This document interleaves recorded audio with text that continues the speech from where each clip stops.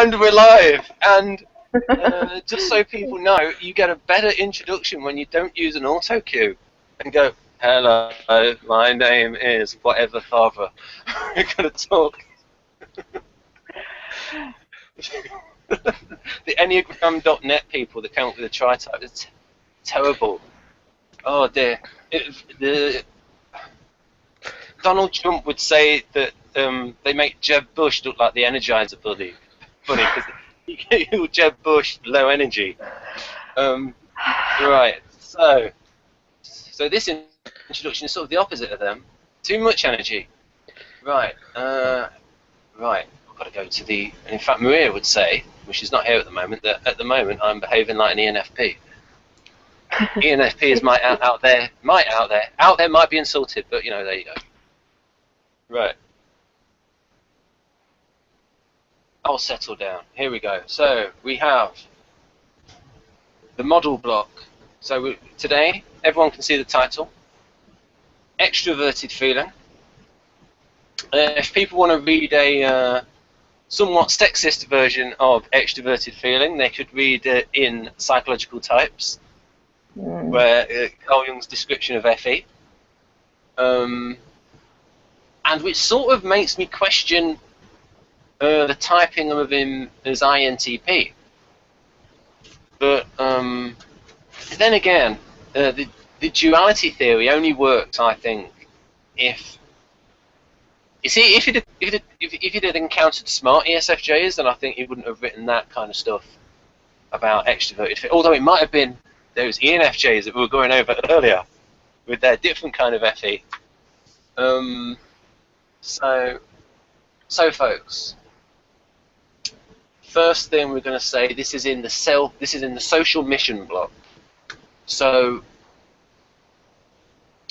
this is going to be like all of the types with FE in their social mission block are quite similar in the way they behave. Their values and their motives are quite different, but their the way they operate can be quite similar. So if we say that, well, first of all, we have ENFJ, so this, FeNe, and then we have ESFJ, FeSe, and then we can have ESFP, SeFe, and then we can have ENFP, NeFe, and they all use FE, but for different reasons.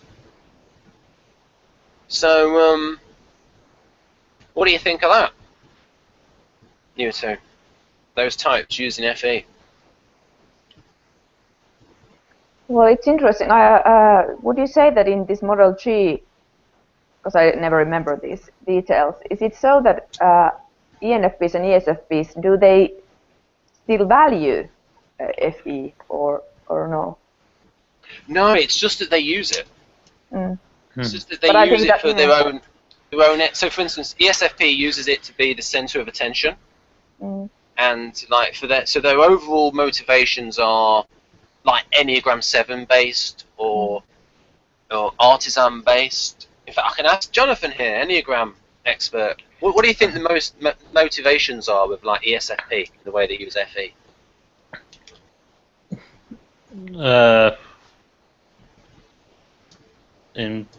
Well, the only ESFPs I can think of, I would say they're 7s, so they're the way they're using FE. Or just what their general motivations are. Yeah, mostly just sort of see if mostly just to get by and have fun, and live day to day. Going out for parties or to pubs and things like that. All the sort of things that make me shiver.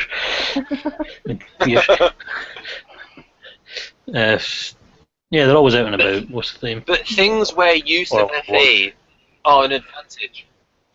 I mean, I think Rowan the plant might be a fish out of water in such situations. Because he's not using the FE. yeah, certainly FE is an advantage if you're a party goer and a Yeah. One of them works in a store, you know, in a co-op, so that's an advantage there too, I suppose. But I'll just let people know the think co-op is a supermarket chain in the UK. Supermarket-ish. It's kind of small supermarket. Yeah, yeah. I wouldn't quite deem it to call it a supermarket, but it's close enough. Yeah, just they use it normally. I mean, Well, okay. Just so the reason why I'm not really digressing, folks. The reason why is I'm talking about social mission and the similarity in the four FE social mission types, as Victor would call them. What I'm going to do is I'm going to show a diagram I did, and I keep getting a lot of mileage out of this. It's how the ESFP. Oh, she's back. How the ESFP uses FE, and that is this one. So I'll call these ones now. I call them the FE social mission types. So ENFJ, ENFP, ESFJ, ESFP. They all use FE, but for different reasons. yeah. And so this is from the Kersey profile himself. So just his observations and a minimum of well, he still has assumptions when he's observing people because he's got a lens he's looking through. But a lot of those things from that profile sound like creative FE or social mission FE. I'll just click on the right box. But what do you think that? Well, what do you think? Do ENFJ and ESFJ, can they feel annoyed by ESFP or ENFP use of FE because it's different? You mean it's just a tool, like Yeah, they're using it to meet an end? Well, you see, well, the thing is, mm-hmm. It's tricky. Like, for instance, and this is one of the benefits of doing Hangouts with Jeff, is you learn about, yes, SPs can be very selfish, but like, especially with the ESFP, is they can be like a very generous type. Yeah, oh yeah, just a quick culture reference. Jonathan, did you watch, like, Cradle to Grave? The thing about Danny Baker's father and his upbringing? I have absolutely no idea what you're talking about. Right, okay. Danny Baker's father was like a criminal and an artisan, and he like spent so much money on, and so the artisan would probably like spend a lot of money on his daughter's wedding, and like give everyone a good time and be like spontaneously generous as like an instinct to like be generous, and you know, money is no object. Show people a good time, that sort of thing. Yeah. I'm actually thinking sometimes they can be a bit two-faced. The ESFPs I'm thinking of. It's like there's a specific instances I'm thinking of is like it's me, them, and one other person, and those two are chatting away. The other person leaves, and they turn around and make a nasty comment about them, like that kind of thing. I've actually heard when I looked at Enneagram 2, I actually saw that quite a few ESFPs are Enneagram 2s. I wonder what they're like. What are the ESFP Enneagram 2s? I'm not sure. I haven't really. I know what Enneagram 2s are like. I'm not sure what ESFP 2s are like specifically. I mean, I've been meaning to look at types like that, like the ones I'm not as read up on. I'm read up in some types like ENFPs and INFJs and stuff, what they're like, but not all of them. I've seen that, just sort of like anecdotal evidence, that you can see, like, say, ESFP females that you could say are quite irresponsible. Yeah. And they become young mothers, but they can actually become very good, caring young mothers. I know too. And so, like I said, you can have that thing where you've got both things in the same person, where you've got like, where if you didn't know they were a mother, you'd say, oh, look at this irresponsible person, but then you can also see how loving they are Yeah. as well. So you can have the two things within, and Jeff would say this is like the difference between SFPs and STPs. Mm-hmm. Right. So like I said, all of those things that are noted in the profile, I think sound like FE. What do you think? Like you've got, I'll just go up to the green box for people who are watching this on their mobiles. Yeah. That was big. We're working with people and they're outstanding at public relations, Pleasing performers, simulating those around them, yeah. Really warmth. With the spirit is charming them. Communal outlook. Motion expressive. What do you mean by communal? Communal and outlook? Yeah, that's the thing. That's the thing that is a little nuance in that you think about the artisan traits, but you think in that if the ESFP wants to be popular, they're thinking about the group because it's their own popularity. You know, because they want to be the centre of attention. They're not going to want to piss people off and be like FP Polar. You know, because they want to be part of the group, but be the centre of attention within the group. So, for instance, Jeff has talked about that he only wants to be in a crowd if the crowd has the attention on him. And so you can see how FE can help, like becoming the centre of attention. But then it makes sense that so many performers, like musicians and actors, are ESFPs. I mean, I think it. Actually, in this case, if you want strictly attention, you can use your FE to both be popular and unpopular, depending on what brings you more attention. Yes. ESFP FE yes, is driven. You can see that with sorry. So it may work either way, depending on what is more powerful. You sometimes see that with celebrities, where like even males and females, it's like, why are they wearing that? Why are they behaving like that? Like to get attention from the paparazzi. And like people more mature are thinking, what are you doing? And it's just like there's so much craving attention that they're sort of like acting out. But yeah, so for instance here, these are the goals.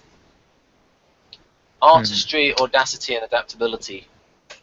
So now Victor, he would he doesn't associate these things with SE. He associates them with like different functions. It's sort of like if you put the creativity in like NE, I think, and like adaptability, I think maybe in TE. So he sort of like splits them up. So it's clearer, more separated. Whereas Dario's version, I think we need to remember that Dario is heavily influenced by Linda Behrens because he's like worked with her since 1999, and Linda Behrens is a disciple of Kersey, but of course Linda then did her own thing, and like she does functions as well. And apparently, folks, Linda does have an 8-function model, and it'll be in one of her books, and it might be something like an introduction to the personality type code, something like that. Something I'll have to get it in future. So we can see here, this is an FE social mission type, and they're using FE for these goals on the left, whether it is, you know, kindness, attention, all of those sorts of things that Jeff talked about. Now, the book is Understanding Yourself and Others: An Introduction to the Personality Type Codes. I had it up a moment ago, so. So have you looked? Do you know some information about it? No, I had it up. I was looking at it, but I haven't bought it. Has it got some? Do you think it has got that? Do you think it is the right one for like having the model in, like their 8-function model? Right. Probably is. What do we got here? Right. So now we're going to go to the FE. I'll just remind people of Victor's biases. This is how we've used the ENTP. That's how we've used their. And I actually asked him, "What is that like obsessive logic?" And he says, "Yes." Right. FE. Is this FE? This is it. So we've talked about the ESFP as FE. Now I've not seen the profile yet, but I would imagine that the ENFP uses FE to champion their cause. Oh yeah. So, I don't know if anyone here saw the Hangouts that I did with Brandon. No. Where, oh my god. Oh dear. He was telling me about his system where he's combined Model G with eye accessing cues, where he thinks that if you look up and to the left, you can become like a different type and like change depending on where you move your eyes. And then he has a system that you can access like your spirit guide. And then at one point, he said, oh. So anyway, people can watch that and judge it for themselves. But I was actually, that's where ENFPs can become cult leaders and things, where they're using their FE to like champion their cause. Mm. So again, they're using the FE, but for a completely different reason. And then we could say that, and especially because we've looked at it before, we've looked at the uncensored version, that you could say that the ENFJs, quite a few of them, are like using it for a good purpose, like say a teacher or whatever. But some of them are doing it for their own cause, their own self-image, like if they're a star. And whereas ESFJ, the FE is more for, I suppose if they're a healthy version, for helping other people. And I suppose if you look at the Enneagram 2 folks, you can get an idea of the different types of ESFJs. And maybe using FE, maybe in a way to enforce something. So, because you can get ESFJ 8s. What do you think of that, Jonathan? ESFJ 8s. Yeah, and what else I said about ESFJs and ENFJs? Yeah, I mostly agree with it. What do you So, think is the what do you think, Jonathan? What do you think is the most common Enneagram type for ENFJs? ENFJs are usually all the heart types, so 2, 3, and 4. Right. Also 6. Mm-hmm. I've heard of ENFJs. I'm not sure. I've seen Martin Luther King typed as an A, but also as an ENFJ. Oh, yeah. So I'm not sure if he is that or not, though, because it's not leveled that probably. That actually fits ENFJ. It actually fits It's because possible. in his personal life he had a lot of mistresses. Yes. And they kept that hushed up actually because at the same time JFK had some.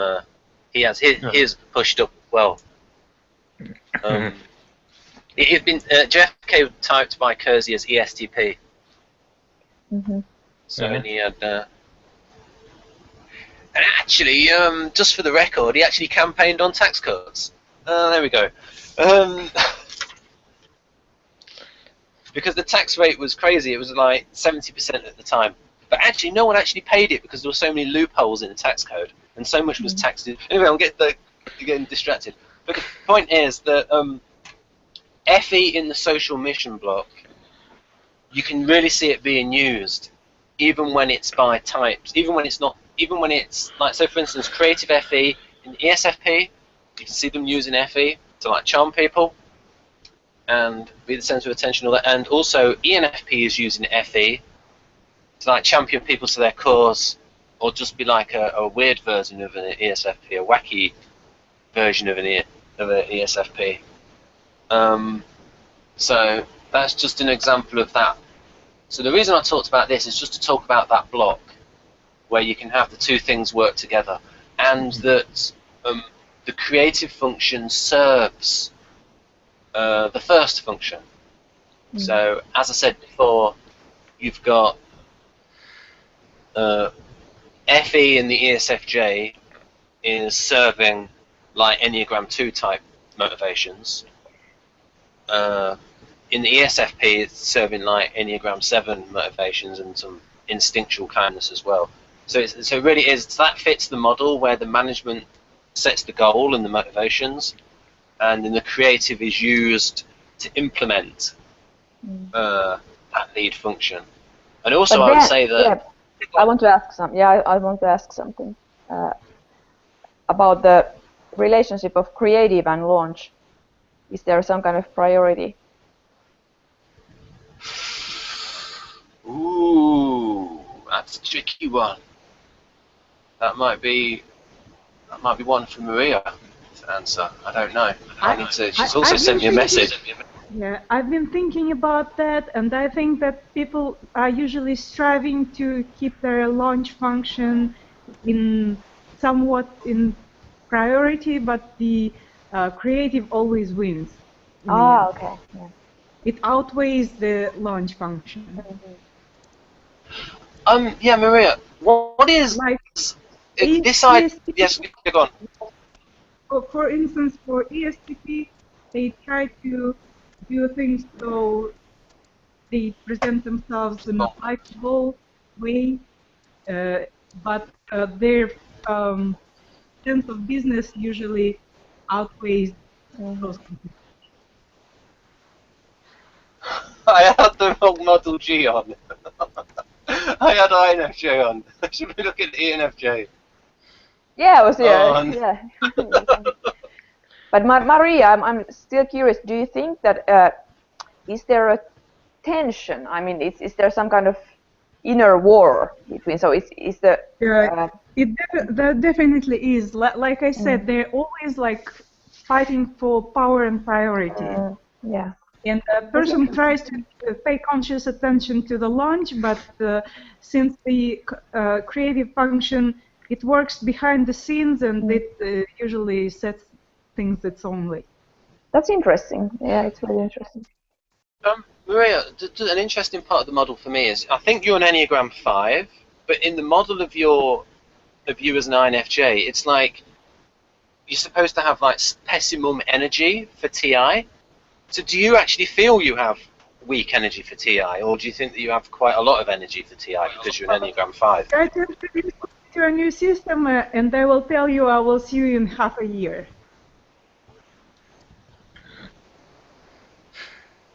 Pardon? I said that if you try to introduce me to a new system, you will probably hear that we will talk about that in half a year. Yeah. Having said that, though, Maria knows a lot of typological systems. Oh, well, that's because I'm old. Yes, but you don't look it, though. And age is just a number now. Sure. I'm late as far as technical stuff, so I have a 5-year-old or 6-year-old avatar.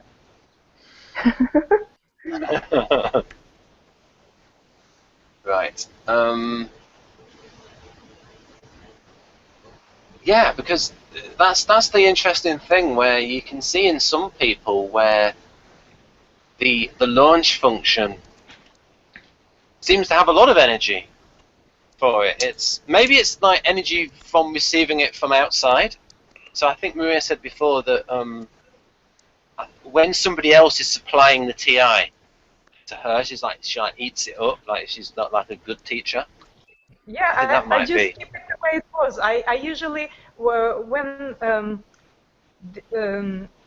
it's not really my TI that I have, it's the TI of every source, and I usually can refer to the source. I remember when I was a student, I had a specific teacher for thermodynamics, and by the end of semester, I knew pretty much what questions he would ask in a test. So I would understand logic. And I was when I was studying by myself, I was basically applying his logic rather than my own. Right. Let's see. And So is it the also, case you are with... more yeah, go likely, in social settings with people you don't know very closely, you are most likely to see a lot of lunge function because it's like the one socially exposed. It's in the social blog by Dr. Gulenko's system. Like role and launch are the ones that are displayed social. But if you see a person like at home and or by making everyday decisions, you will be surprised how little of it a person actually applies. But Like so how do I? Yeah, go on. ISFJs and INFJs usually have a disorganized household. Excuse me, my house is fantastic. You're different. You're E1, which is like very. It is Energo. There's parts of my house that are slightly disorganized, but. So Maria, how do I show SI, say in Hangouts? By going back to your experiences. All right. Referring to your experiences or what you heard before. That's a case though of me being like a broken record and like repeating a lot of things because I forget what I've told different people. I remember working with INFP, and he thought I was really brilliant because he would, of course, he had better education than I did. He had a PhD, but he also knew how to get information from everywhere, but he wouldn't hold on to it. He would.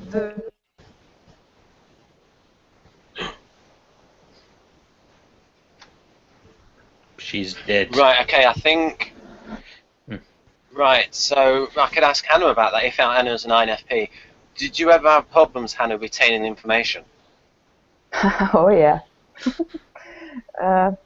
I don't have a very good memory. I think I have one friend who I believe is ISTJ in MBTI. Right. And she has an excellent memory. I mean, she recalls things like really in a... I think it's really weird even. But she can remember like lines and exact phrases from books just like by that. And I really don't. I struggle with remembering details. Yeah, so Maria, we interpreted what you said as the INFP doesn't have a great memory. Well, not that great, yeah. And when you said to me that what you know is not usually in the forefront of your mind, that's what you've been talking about. You have difficulty relying on what you know because you cannot pull it out. I definitely struggle with that. I really do. I have a very bad memory, and even if I try to, okay, there is an exception to this. I have an excellent emotional memory. If something has happened that has aroused some emotions in me, I will remember those things. It's like tattooed in my head. So in those kind of situations, I do remember. But then other kind of stuff, I don't. Your sound just cut out a little bit. Which situation is just like strong emotional memory makes it tattooed in your head? Yeah, if any kind of emotions have been aroused in a situation, then I will remember those really well. I think Maria said I think Maria said in the receptive adaptive temperament hangout that she remembers when she had certain ideas. So it's sort of a visual type thing. Yes, I can also have that, but it can be quite frustrating if you if you remember that it was in. I can even remember it was on that page, but I don't remember what it was, or I can remember when I have read about it or something, but I don't remember the details. I believe it was said that the dynamic types sometimes link the thoughts that occurred to them or news they heard to the places they that happened at. So I believe it's a feature of dynamic types. So what were the dynamic types? I have to ask because I have a bad memory. The J's basically. Ah, yeah. Oh, yeah. Mm-hmm. Yeah, the MBTI J's, yeah. That's interesting. Also, another like folk socionics belief about dynamic types is that they are better at writing than at speaking out loud. They're maybe more eloquent in writing. Oh, interesting. That's also true about myself. Right, I'll just repeat that because see, so the folk belief is that SI and NI DOMs are better at writing than speaking. Yes. That's why I didn't reply to your video messages, Ben. Well, that's why I wrote them. You've tried that. 2 other people have tried that. ENFPs, they've tried that, and no, I don't do the video messages. Sorry, wait a minute. What are you accusing me of trying? Because you've been writing good messages. It's not. Yes, I know that, but you kept sending me video messages the other day, and 2 people have done that before. I don't know I don't know about you, but I interpreted the other 2 as trying to do it because they wanted to hear my pure voice. It's like you want me to reply with video messages, and I cannot do it. Oh, right, okay. I don't know if I was just doing just like the audio clips. I think I was just using the audio clips. So I'll get into a mode where I just make all these typos, and I'm just going to make it too NE. Right. I want to ask if you're still interested in the like quasi-identity relationships. You mentioned people are annoyed by their quasi-identities. I can give you an example with my type and the quasi-identity type if you think it's appropriate. Oh yes, INFJ with INFP. I remember working with INFP, and she was telling somebody about like how she was annoyed by all the signs around our hospital, which would tell success stories about all people who got healed from cancer, from like really serious kinds of cancer, which don't have high success rate. And she said it's not fair to give the majority of people hope for like, while facts are actually against that. You know, bring out those rare occasions when it happens, and ignore the statistics which says that it doesn't. That was something really foreign to me. It's like the real dislike of NI+. In my opinion, like giving people hope is always positive. And in hers it was like, yeah, it was really unfair, and I mean, not really. So she sees, so she might interpret it as, oh, you're giving them false hope, and that's not fair, something like that. Yeah. So serious types, the objectivists, they believe in facts and the like factual fairness. So are they like the FI types? Delta and gamma? Is it delta and gamma, or have I got mixed up? I would say it's in this case it was both valuing facts and devaluing hope, which is like NI positive. Oh, right, okay. So this is how we differ dramatically from our quasi-identities. So yeah, that's interesting. Yeah. Anyway, I'm off.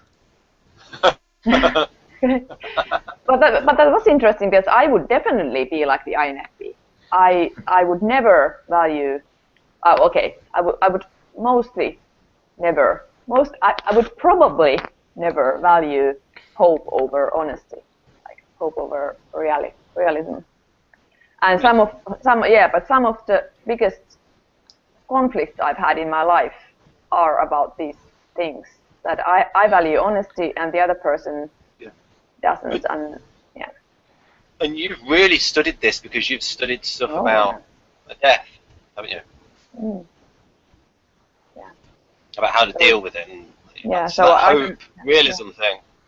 Yeah, it is, and I'm definitely more of the realist and serious type in that regard.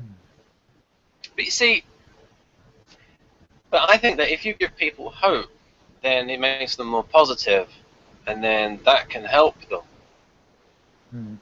Because the positivity actually helps their general health. Well, there's placebo effect, of course, but I think it's unfair to not give the real deal. I mean, of course, there is still the chance, but they have to know what the real chance is, and then and then believe in that small percentage. I'm not saying lie. I'm just saying a positive spin. But that's a different thing. Yeah. Yeah. You can be positive, but you have to be realistic. You have to give. I mean, you have to be really information. There is something about delta NF types which makes me think of words benign despair. Yeah, that's good. So Maria, while we've got you here, and because Hanna is torn between ENFJ and INFP, have you got any questions for Hanna to help determine her type?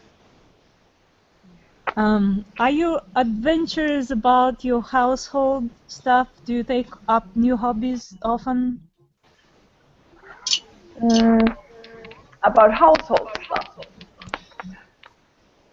I do like some change in the home, and I can buy some. For example, when my husband was on Christmas vacation with our boys, I didn't go there, and I was home alone. So I went, and because I knew that he would object, so then I went to buy some new.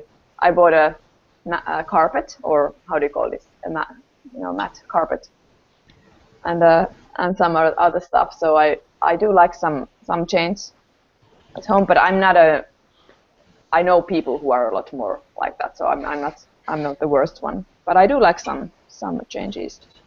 But about hobbies, it's more that I tend to have some general interests, like personality typologies.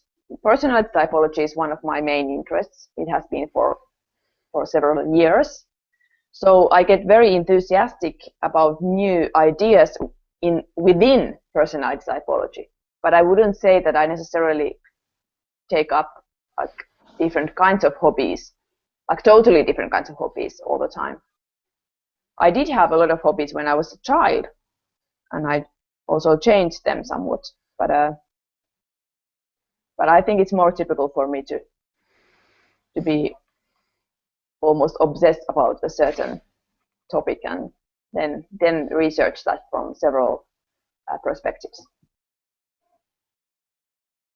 Speaking of childhood, was your personality different from current when you were a child, and in which ways?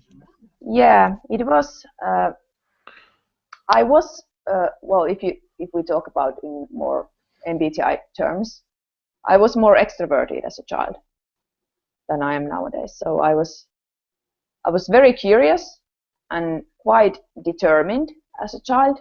I was also sensitive, but for instance, I wanted to go to school a year earlier, so I was really determined. I was not shy at all. I really wanted to go into new situations, and I loved to go to kindergarten. I never cried when I was, whereas my brother was really shy and he didn't want to go. We started the kindergarten at the same time, and I had no problems settling in. I was really adaptable and social. I always had friends, and I was quite sometimes even domineering as a child with my friends.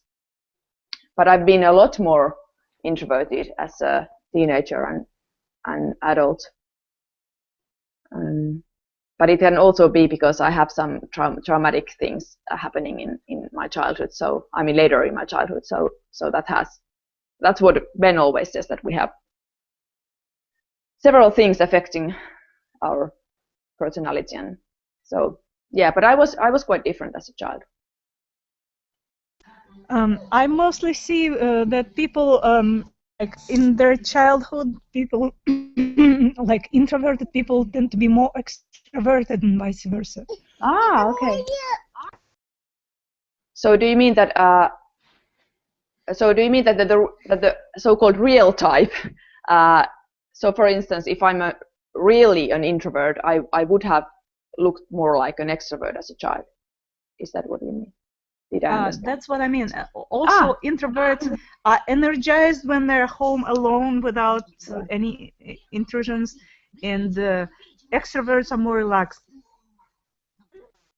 Yeah. Well, I love to be alone. I mean, nowadays, but I also like to be. Well, I read a lot as a child, so that was my main way to relax, was to read a lot. But I still like to have other people in the house as a child.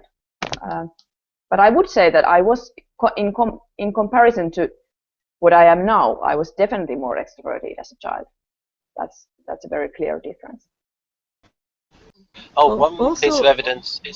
I'll just say one thing about Hanna. She identifies as an Enia type 6. Yeah. Unfortunately. Yeah, I would say that extroverts, I mean introverts, they usually like to have people over to hang out, and extroverts like going elsewhere. Ah, okay, interesting. But that's just a random observation, which I don't have plenty of statistics for. It's just several cases. Yeah, I prefer to be at home. I have always preferred to be at home more than to go elsewhere. So even as a child, I think. Yeah.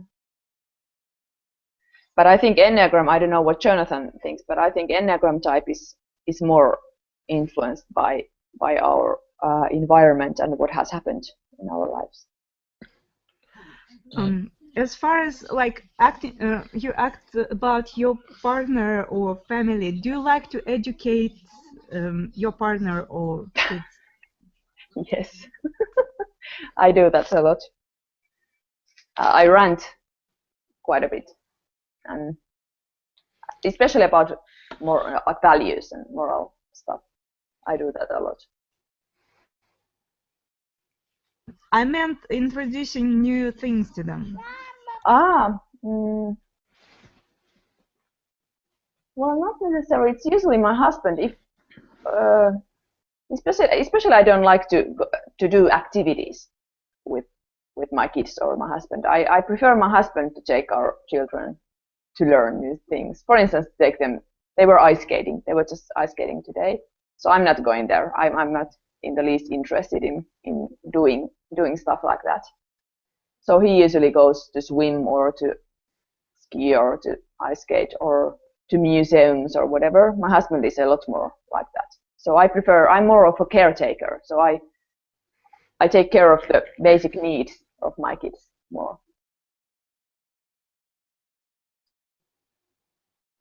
Are you more emotional with your family or friends than in general? Oh yeah. I actually think that I almost have like two different personas. That I'm quite different with people close to me than elsewhere. So, in which ways? I'm a lot harsher for people that are close to me. I think I already mentioned it today, but I'm very critical and harsh for people close to me. So the closer they are, the more judgmental I can be. It's because I have stronger emotions, and I don't only have not good emotions, these positive emotions. I also have negative emotions towards people that I love. I also hate them a lot, I have all kinds of emotions, and I struggle keeping them in, and I don't want to keep them in with people that are close to me. So yeah, we have quite an emotional family life.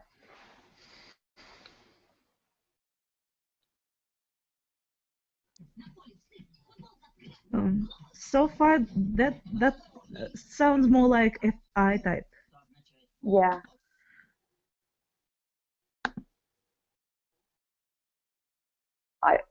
I think so too. I mean, that's how I personally identify more with FI than FE. I was typed as ENFJ by Viktor Vulenko himself, so that's why there is this draw between INFP and But ENFJ.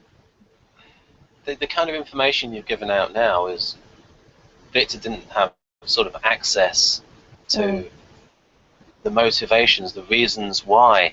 That's not what I said, I think, before we started recording, that if there's enough motivation to show the external emotion, then an INFP is going to show that. And just to make a connection to writing, with Robert McKee, he talked about something is not melodramatic if it's motivated. You only think that something's melodramatic when it's not motivated. And a lot of people can see, say, extroverted feeling types as melodramatic people, because you think, well, they're showing more emotion than what the actual reasons are. And it might be the other way around with like the introverted feeling types, where if they do then show emotion, they must really have a lot of feeling behind it. Yeah. Yeah, but it can be hard to distinguish the cultural influence, because as I live in Finland. I'm a Finnish person, and Finnish people do not value emotional expression in general. So it is not valued in our culture to show emotions. So that is one thing that we have to take into account. Right, so quite different from Italy and Spain. Oh yeah. Where when you see the difference in their footballers. Yeah. And I mean, like, if you want super duper FE, gay Italians on Come Dancing, super duper FE. There's one you get with the Strictly Come Dancing. You've probably watched that, Jonathan. Yeah. At some point. Yeah, sometimes. Yeah, Bruno Tamioni. Yep, super duper FE. Right. I mean, in those cases, that's national stereotype where it's true, like South America and Southern Europe, heck of a lot more FE. But do you think it's FE creative or FE management, or? No, I just think it's culture. I just think it's a culture. And I also think with British people that they do show a lot of emotion in the evening when they have a drink. Because the drinks culture is enormous, and maybe even slightly more enormous in Scotland. Oh yeah. Okay. I think I'm the only Superman in Scotland. I mean, there's that thing. I mean, Americans think that British people drink a lot, but I think like Irish, Scots and Russians might drink slightly more than the British. Like just Finnish people drink more. The consumption of alcohol. Yeah. Pardon? Finnish people also drink a lot. Yeah. And well, long winters.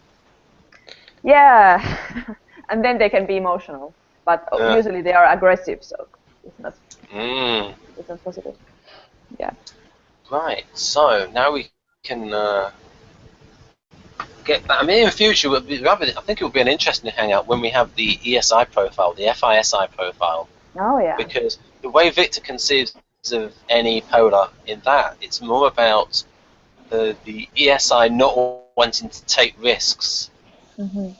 But that profile is very odd combination of, it's like half artisan, half guardian. So it really is quite. It has, so basically, folks, it does not match any Berens or Kersey or MBTI equivalent whatsoever. So Victor's ISTP, so Victor's TISI and FISI are totally different from any Western, and I think they're totally different from normal Socionics profiles as well. because I've shown. From Model A, is it very different from Model A? I think they're different from Model A as well, because I've looked at because I compared the Model A, the ESI profile, to the Kersey version, and it matches up. It talks about the ESI being impulsive. Like, it mentions it like 6 different ways of mentioning the same thing. It mentions the strong staying true to the values and the impulsiveness, and it's like, okay, ISFP is a pretty good match with ESI in Model A, and then with ISFJ, if you look carefully, sorry, SDI carefully, then there are bits in there that match the guy. So you've got to look carefully for bits like where it says they hate it when they want to stick to their plans and they think their future is going to turn out like now, and so as a response they will heavily plan. So if you know what to look for, you can look for the SJ things in the SEI profile. So I looked at those very carefully, and those do seem to match in Model A, especially if you look at, I mean, Kersey saw the guardian protector. You know, it's very caring, and SI is caring, so it's a pretty good matchup. You shouldn't get them confused. So we can go back to the graphic. I think Hannah's time limit is another 2 hours, so... Well, 1 hour because I'm getting hungry. Okay, right, so I wanted to ask Hanna a question. Well. So why don't you want to go ice skating with the kids? Do you get too worried? Do you get too worried about the kids? Like that they'll get hurt or something? Or well, I just, in general, I don't like activities like that. I've never been into it. It's always a bit of a stretch for me to leave the house, you know. And I don't like sports. I don't like outdoor activities at all. You know, I've never enjoyed those. And there's also this. I get quite easily stressed if I'm out with my kids. Well, they are already 8 and 10, so they are not very small, but they are still, you know, they are like elementary school age. But I get easily stressed that they don't behave well. If they don't behave, you know, I'm all the time controlling their behavior. So it's quite stressing to me, and then I can get upset, you know, not upset, but you know, anxious, and then the kids will pick up on that. Whereas my husband is very laid back. He's very easygoing, peaceful, and calm, and he has no problem staying like that. So I think he's better company for my kids if they go to a place like that, because he doesn't stress so much. My brother's an INFP6, and this is so familiar, everything you're saying.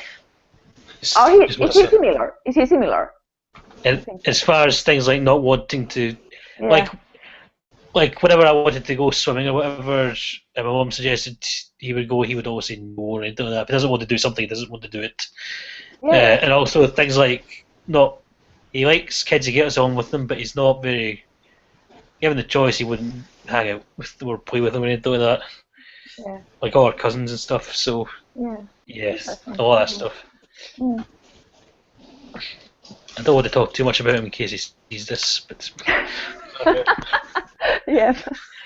But I can see myself, and I've always you know, it's because I don't know why, but I feel that I'm somehow responsible for the behavior of other people. It was already when I was a kid or a teenager. If we went to eat to a restaurant with my family, with my childhood family, where I was a child, I was very nervous and very embarrassed if I felt that my parents didn't handle the situation like smoothly, or if they were somehow socially clumsy or something. I was really embarrassed. So it was. So I've never enjoyed going to social places with other, you know, to public places with other people, because I get easily embarrassed. So I was going to say too about the introversion extroversion thing as a child. Growing up, my best friend was an INFP, and she was definitely more social than I was, less shy. And she had a very rich fantasy world. She was always the one who led the fantasy play and stuff like that. So, but yeah, I don't know. And I had an INFJ friend growing up as well, and she was less shy and more outgoing than I was. But yeah, I was extremely shy as a child. Didn't even want to have friends or anything. But I did notice that even my introverted F friends were more socially adept than me, and they probably by comparison they seemed more extroverted than myself. So I just wanted to add that. Yeah, that's. Just so people know, IntroSpy is an INTP. Yeah, I recall. I had to do a mental edit there. Real name to IntroSpy. Well, actually, it's Nicole Cersei, so you guys know. Oh, you said the surname. Oh no. I think have you done videos with her where she says Nicole and it's right there in the title? Yeah, I know, but everyone knows she's Nicole. It's not a secret. Well, no one should be looking at. Anyway, Nicole is armed and dangerous, so no one should be going after her. Just in case anyone's watching, she is armed and dangerous. Very good. This is true. It's actually true. Yeah. Yeah, I've got a little bit of that in my stage play, where actually. Anyway, that's something different. I talk about a woman's right to have a gun, so that's a little bit different. A little bit of a digression. So yeah. So now we can talk about this function here, this management function. So it's pretty easy for people to understand. We have maximum energy for our lead function. We like it a lot. It's trained up. It's muscular. It's in good shape. We use it for the lead function. People like to indulge their lead function. Lion's share of the psyche's energy. Now he wrote this thing here. The more powerful the first function, the more distance the communicative field covers. I think that means the stronger it is, the more noticeable it is, I suppose, to other people. Google Translate, and then this thing about the externalities row. So in the ENFJ, because Victor's belief is that because they're an extrovert, they interact with society mainly through all of their extroverted functions.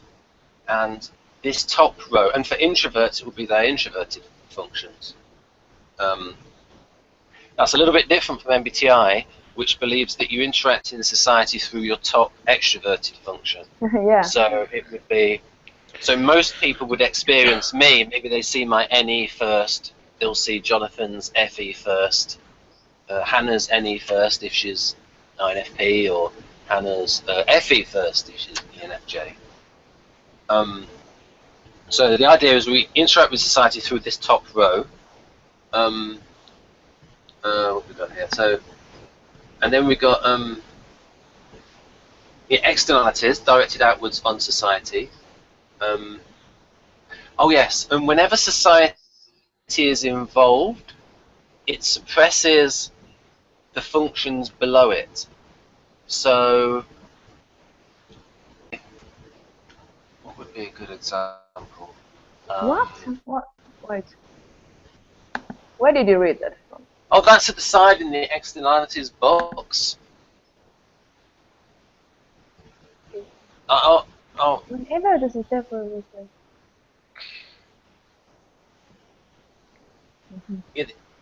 Yeah, the externalities group takes precedence whenever the society is involved. Therefore, we placed it above internalities. Because when it comes to survival and development, Socion is of greater importance than a single type. Now, you see, that might be one of these examples of a premise that Victor has taken for granted. And he was in the Soviet Union past about 30, so because he's 58 now, I think. So these, although he feels the impact of society quite a lot on him. So an example of this. I'm trying to think of a good example of the lead function suppressing the auxiliary function. Oh yes, in INFJ, a lot of times when they meet, say, new people, you could say their FE is suppressed. But MBTI might have the view, oh no, the INFJ interacts with people using their FE. So which one of those two options do you think is right, Jonathan? Both. It's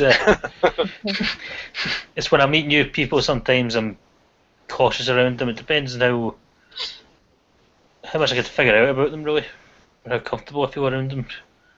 But over time, I'll probably open up a bit more. It's also it's not just about expression. It's also just about paying attention to other people's feelings. So sometimes I'll have the resting introvert bitch face, and as it's called. And what is that? What does that look like? I'll click on your square, and if you show us what does that look like?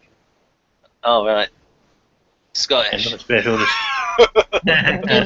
looks like me. It's right here on the poster child. Yeah. Okay. I'll just. We all the resting bitch face. Yeah, Yes.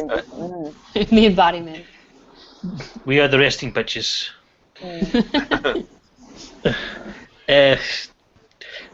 So yeah, it's just, sometimes I'm introverted around people where I don't know, but I'll walk up to them later, or I'll be paying attention to them and it won't look like I'm being very expressive or using it, but I'm using it just not using it expressively. I'm using it to pay attention to everyone else, how they're feeling and stuff. Yeah, that makes sense.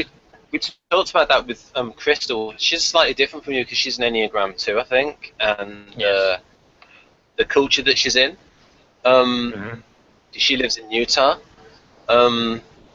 religious culture, and we talked about the difference when she's in like an FE mode, like when it's like more than one person, and then when she's in like an FI mode, when she's like in the role of counselor. And we were sort of looking at, well, what is stronger for her, FE or FI? So because we were talking about the creative FI, and I think that's a good video for people to watch, because we sort of compare the INFP and INFJ in their role as a counsellor. And I think we came to the conclusion that that maybe INFP is better at seeing the connections, but INFJ might be better at saying, okay, this is what you then need to do. Be able to make the connect, like, come up with a plan of action, see the things going forward, the change needed. Whereas INFP might see more options. I think INFP would dwell in the. I think INFP would dwell on how they got there and dwell on the connections. I don't know if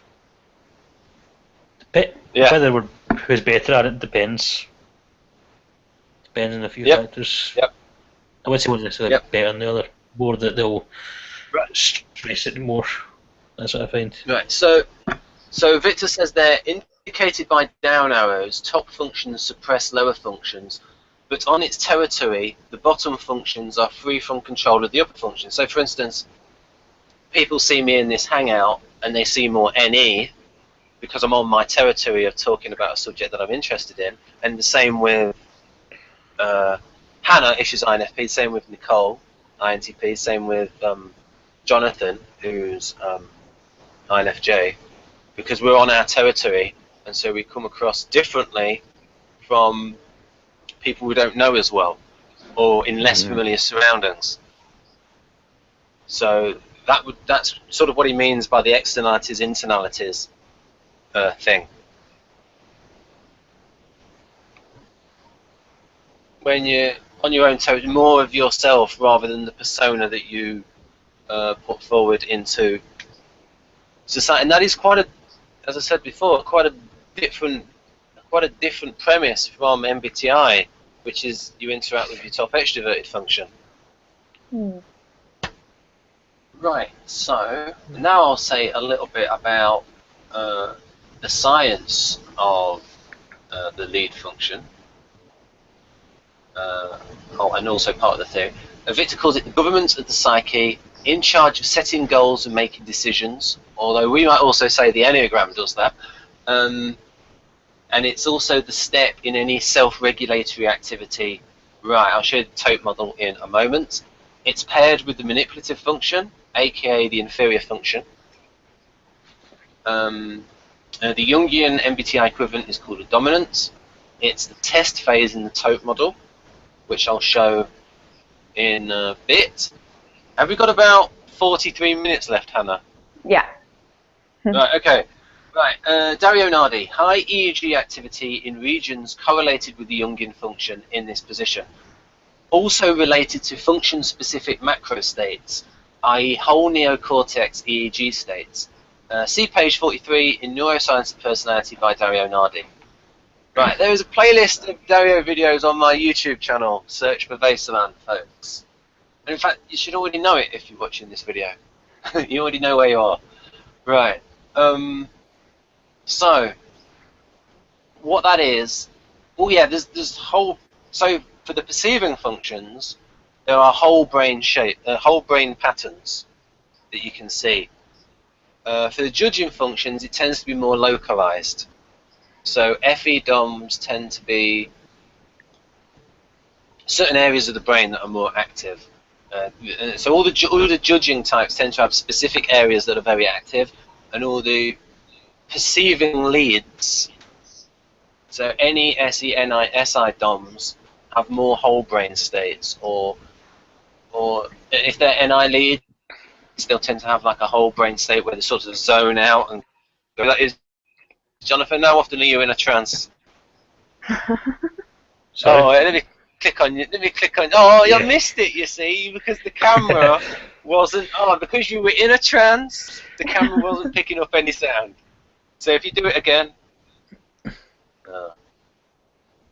pretty much like that. Yeah. The Roan the plant look. Right. Okay. Right. So now I'll talk a little bit about. I'm just gonna, because we're short on time, I'm just gonna show the tote model, and then people can understand it themselves. And then they can just pause the video and think about it themselves, because all the information is on there anyhow. Here it is. Because we've only got 41 minutes left, and we want to go through the bullet points.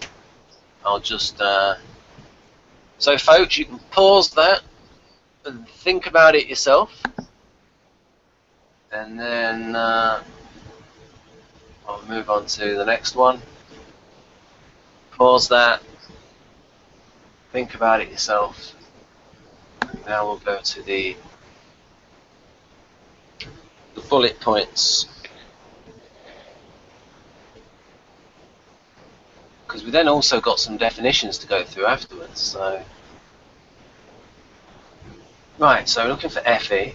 150 odd slides in this folder, and I think that one is it. FE, FI, yep.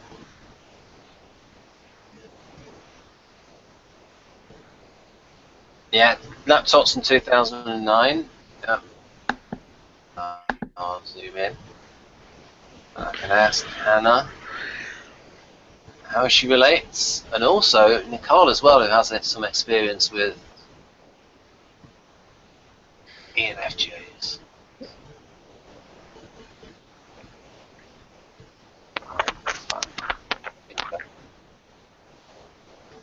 So I'll read it out for people on a mobile phone. The emotions of an E.I.E, aka ENFJ, or FeNx as I call it, are at his very core, which makes him sensitive to others' emotional states as well. And Maria's put, in purple, depends on subtype. So what do you think about? Well, it's true, but but I think it's also true for INFPs. So. Ah. Yeah. Yes. Yes. What do you think, Nicole?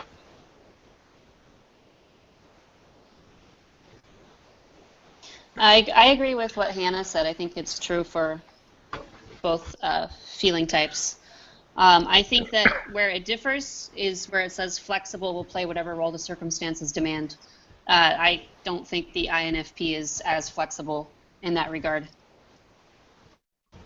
Ooh. What do you say to that, Hanna? Yeah, I was thinking about that.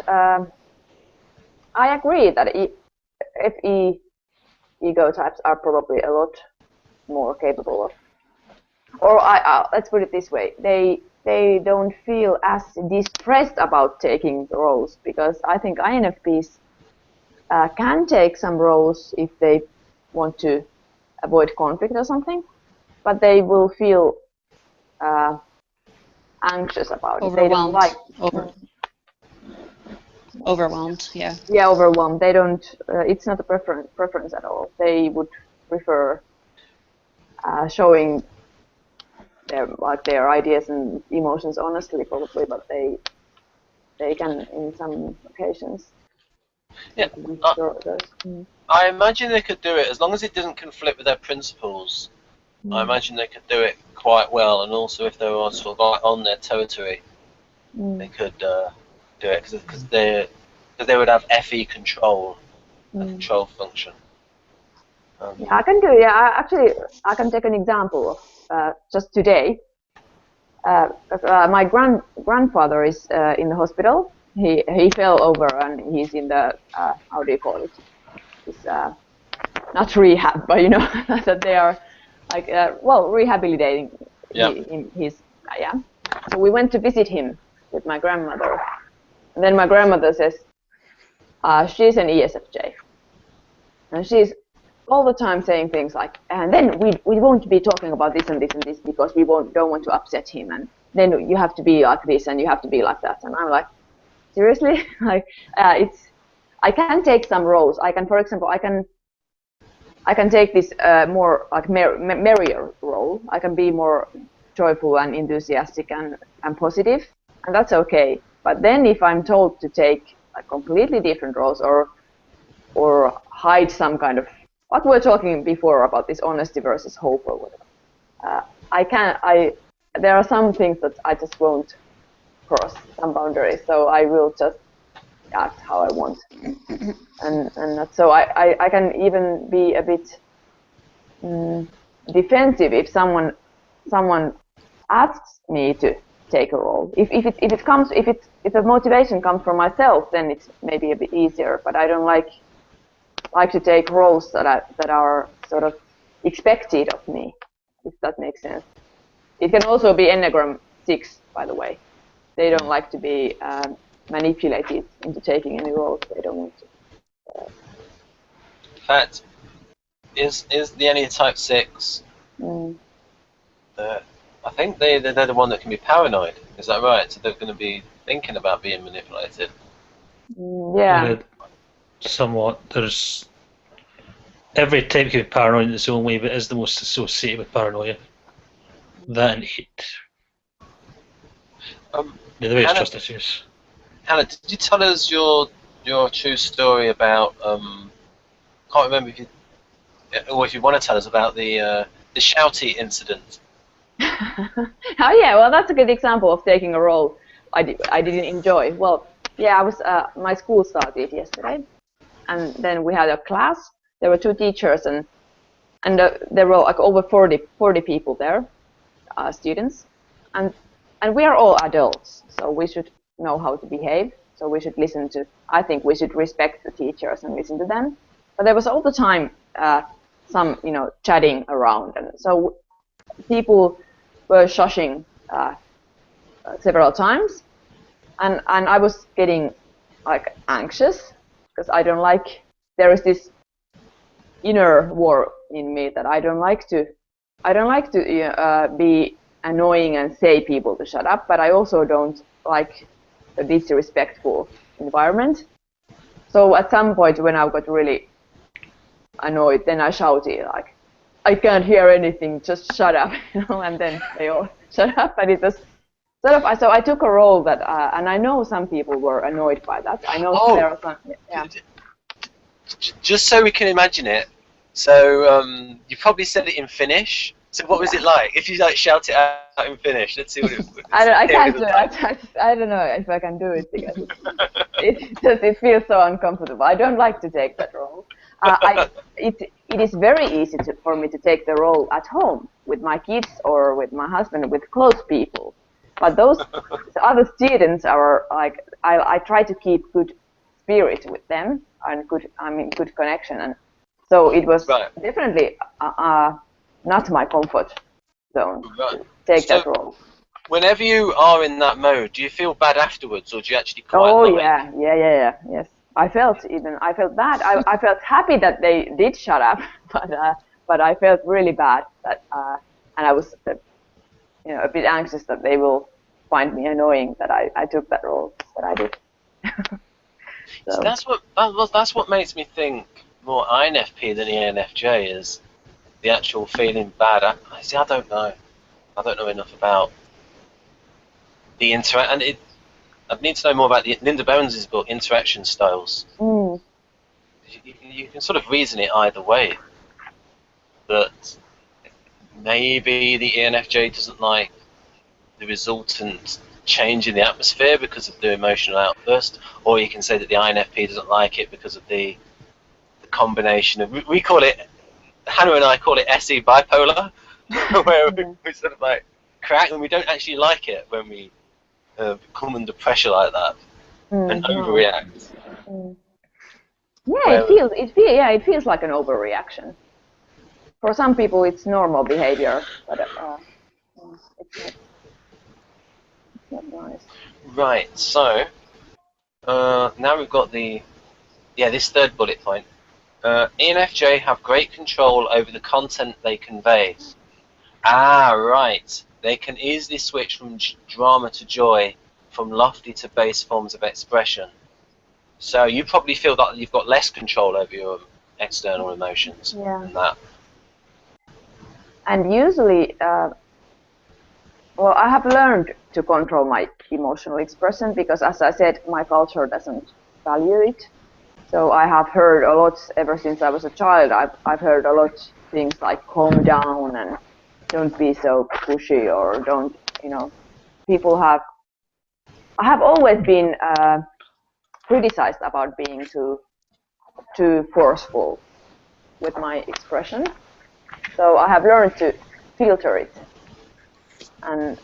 but it's not easy because I have strong emotions. Yeah, I have strong emotions, so and I would like, in a way, I would. Well, that's the inner war. In a way, I would like to express myself truthfully because I value honesty. But I know that it's not always the best thing to do because people will be intimidated by my expression. And I know that I will look melodramatic. I will look like I overreact when I talk with emotion. So I will try to keep those.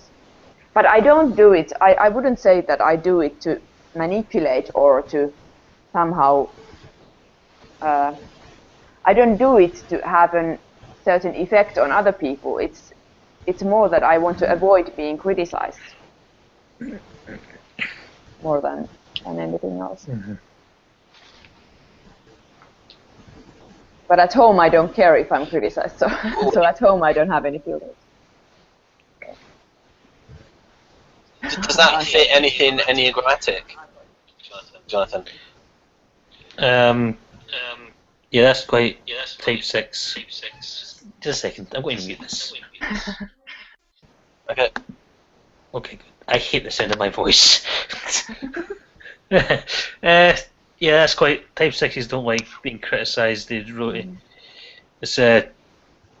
like they don't like being thought of as bad, or they don't like having pressure on them. It's because their instinct is to look outside themselves and to project their problems away from themselves. It's specific. There's more to it. I'm simplifying, but yeah, they don't like being criticised. That's a common thing amongst them. Yeah, and my tri-type is 614, so to have 6 and 1 in one's tri-type is. Oh wow! Yeah, it's probably the worst combination what comes to being critical and being afraid of criticism. Well, whenever I'm criticised, what happens is I get really annoyed if it's not fair. If I don't think it's right or fair, I'll get really frustrated with that. If I think it is fair, or if it's something I haven't thought of, it's more like I'll need to think about it, go away and just ruminate over it. Like, sometimes it can be quite of a slap in the face, depending on the nature of it. But the thing is, I'm usually very self-critical. May not always seem it. May not always seem it, but I am quite self-critical and always thinking about what I'm doing or should be doing and stuff. So to be criticised, if it's something I've already thought of or something I'm already aware of, it's a bit tiresome because I've heard it all before, always from others or myself. If it's something else, it's something else I have to worry about. It's just an extra thing.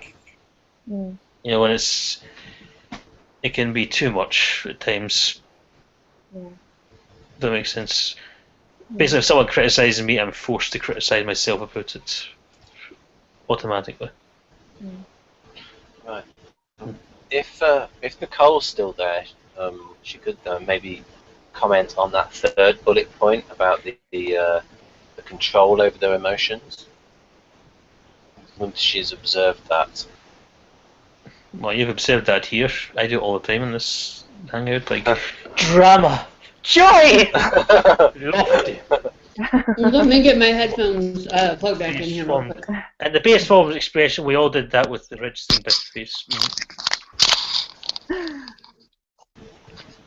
My brother used to get very annoyed with that whenever I would get too emotional or too overdramatic. And so would my mum a bit as well. She's ISFJ. I think it's an SI thing as much as an FI thing to get annoyed by FE. Maybe, is it because they don't think it's the done thing? Yeah, exactly. Whereas I know it's not the done thing, and that's where the fun is. Yeah, in Scotland, but if she was an Italian ISFJ, she might have a different view of the amount of FE. Well, even then, I'd be kind of. It's almost like I'm looking for moments where people aren't expecting it, and that's the best time for it. So I think I'd actually be quite intimidated to live in a place with too much FE. Like, I'd have a real breakdown because I need time. I need to choose a time and place. So, Nicole, do you? Yeah, Nicole, do you think that they do easily switch from drama to joy? So that third bullet point.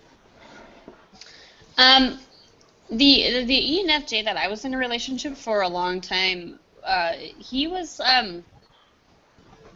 had great control over the content that he conveyed, in the sense that he was the type of ENFJ that was not a drama type of a person. He would avoid drama at all costs, and he would actually avoid saying anything bad about anyone ever.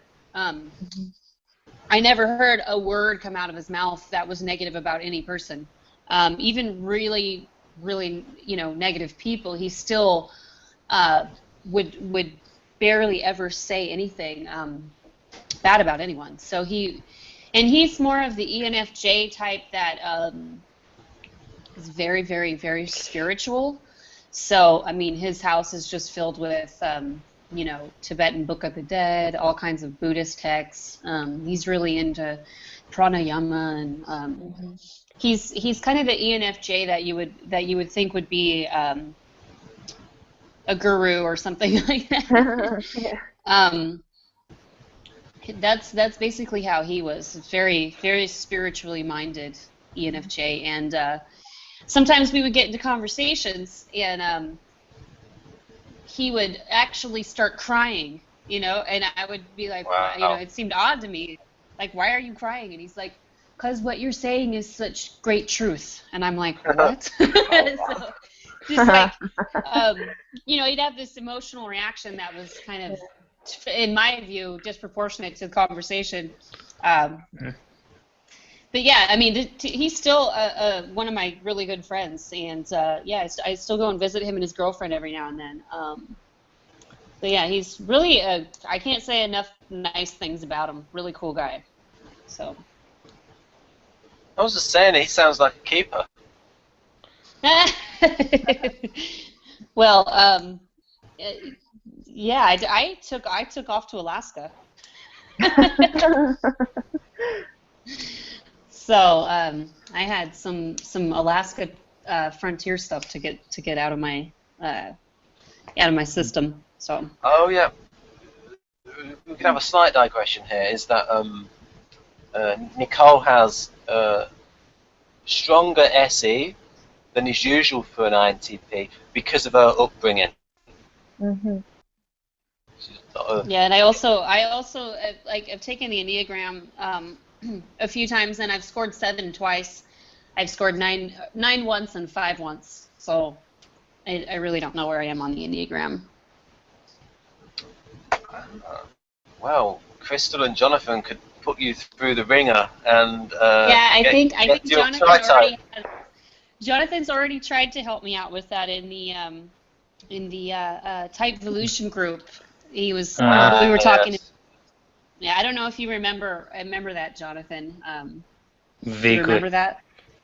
Vaguely. Yeah. Did we come to any conclusions? I don't think we did.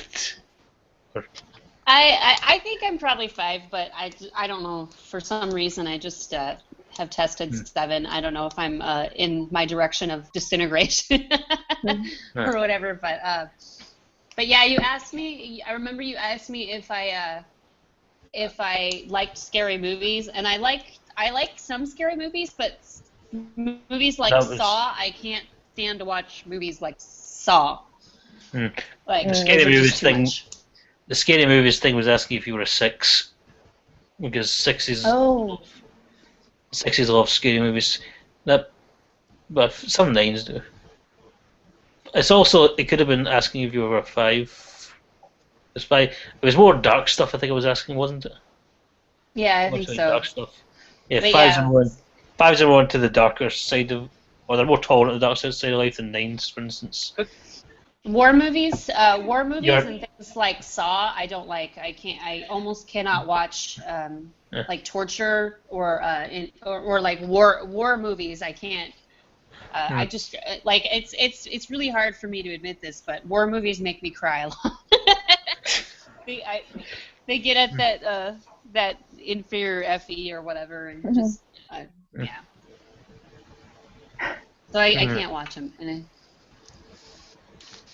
So, do you think, Nicole, that when you do these sort of like outdoorsy things, are they more like SI related in terms of like taking in the beauty of the outside things? Like it's not wrestling bears. It's yeah. I would say that because it's stuff that's it's not like getting out into the world and getting action. It's getting away from people and having peace of mind.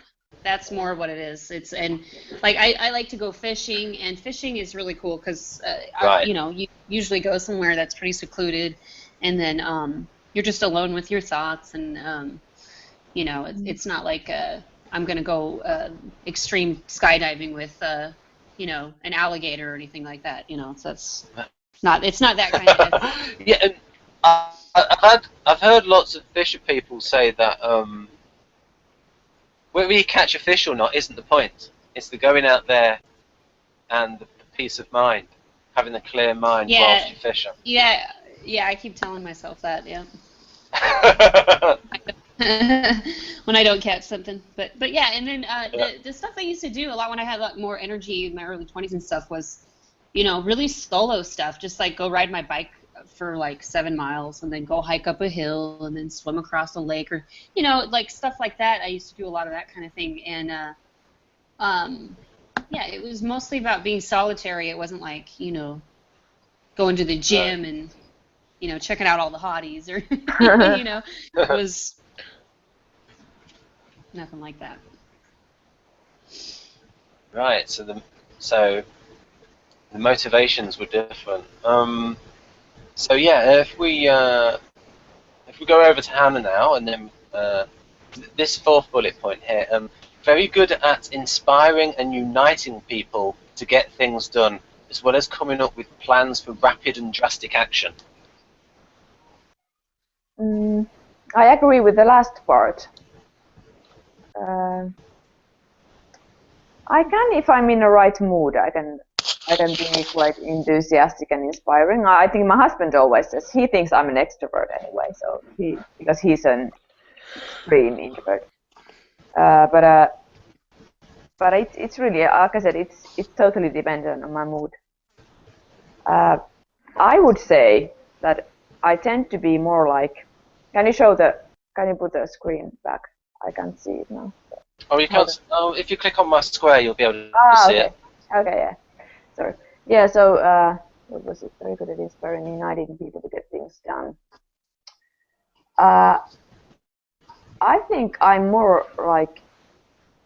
Yeah, I try to smile and be friendly when I present my plan. I can make up a plan really fast, like I did yesterday. I think I told you, Ben, that we had to.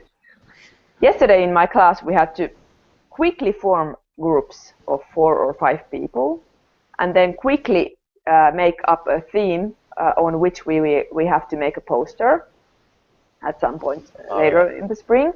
So we had to act really fast, and and I immediately decided I want to be with those people. So I took contact with them, like, can I be with you? And then I had an idea, and I started promoting it quite fast, and then drawing all kinds of charts by myself, and then explaining them and sort of selling my idea to them. So I can be quite forceful, but I try to be friendly so that they will, and I try to be enthusiastic so that they will, buy my idea.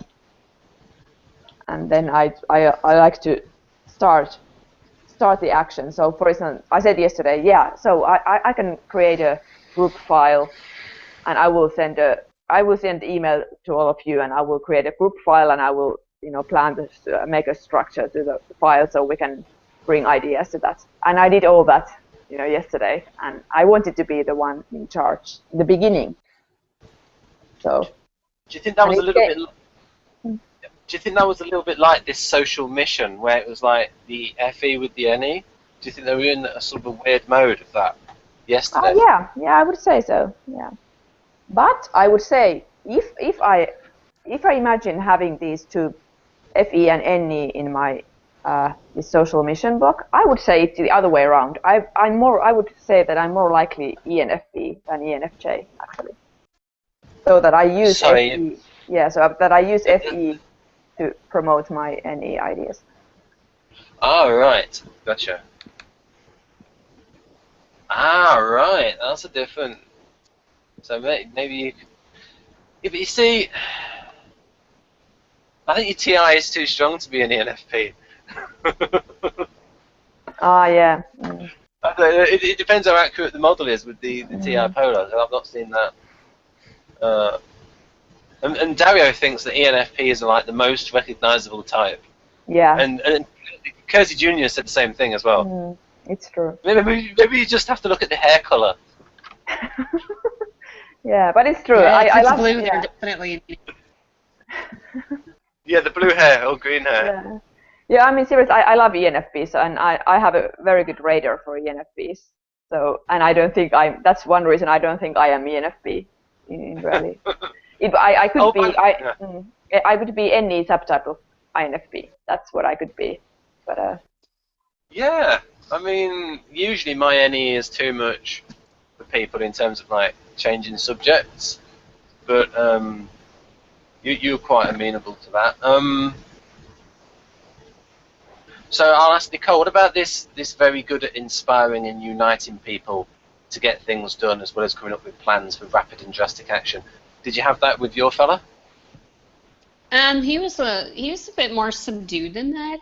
He's very. I think he's probably maybe the NI subtype, because very, very dreamy, very in his head. So I didn't see that come through as much with him. I do know another ENFJ musician, male, and that fits him really well. He's actually in a one of the a pretty popular Seattle band, and they do a lot of gigs at all the local venues, and yeah, I mean everyone knows him. He's life of the party type of guy. Everybody follows him around, and but yeah, he's definitely, when you get him one-on-one, you can see the intuitive streak in him, and you can see where the genius comes from. Yeah, he's actually very good at that. He's probably FE subtype or something like that. Right. So Hannah, we've got when a discussion turns to a subject he is passionate about, will become argumentative, criticize, and denounce his opponents. So all we need to do is change the he to she there.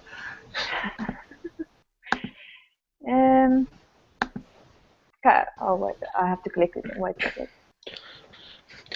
second. I think this describes ENFPs as well. I can see, sorry, INFPs as well.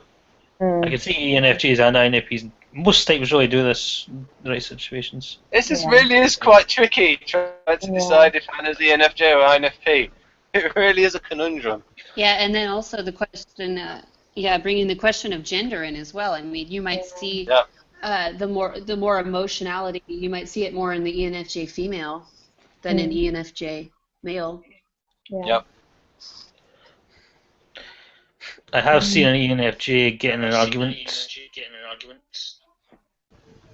What the hell? Second.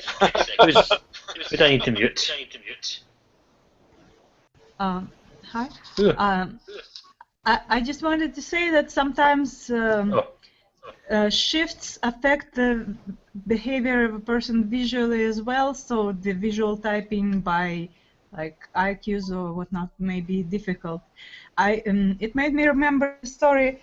I think it was told by interview with Guy Pearce, who I believe is INFP, and like his life story is also sort of in favor of that. And he was telling that he had to play the part of Andy Warhol, the ENFJ. And the way he went about it, the character was very hard to relate. And he found, like, he was scrambling for ways to relate to the character, and he found that there were some old pictures of Warhol with his girlfriend or the partner at the time, and he had that childlike face expression when when he was with her. He was like really a different person than usually, not as like offensive or superficial, but more of a childlike character, and that he could relate to. So it was that description to me was showing how ENFJ can like become more of INFP when being with the partner.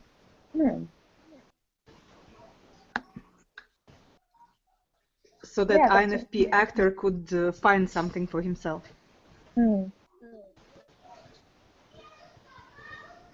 If you understand what I mean. Yeah. Maria, would you like to expand on the supervisee shift of it's like when they go to this block? Maybe not now. I have a situation at home. Okay. Yeah.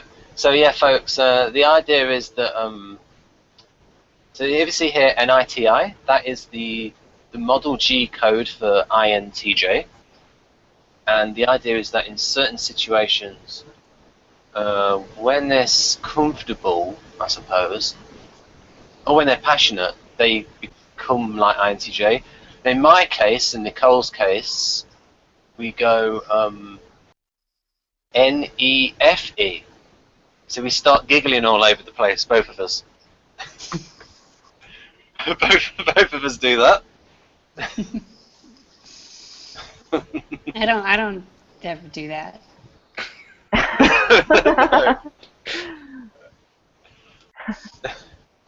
Right. All right then. Okay. Oh yeah, Nicole, you could tell me about your hobby. No, not your. Well, maybe your hobby. I don't know. Your fellas, this thing about that at the bottom, that final bullet point.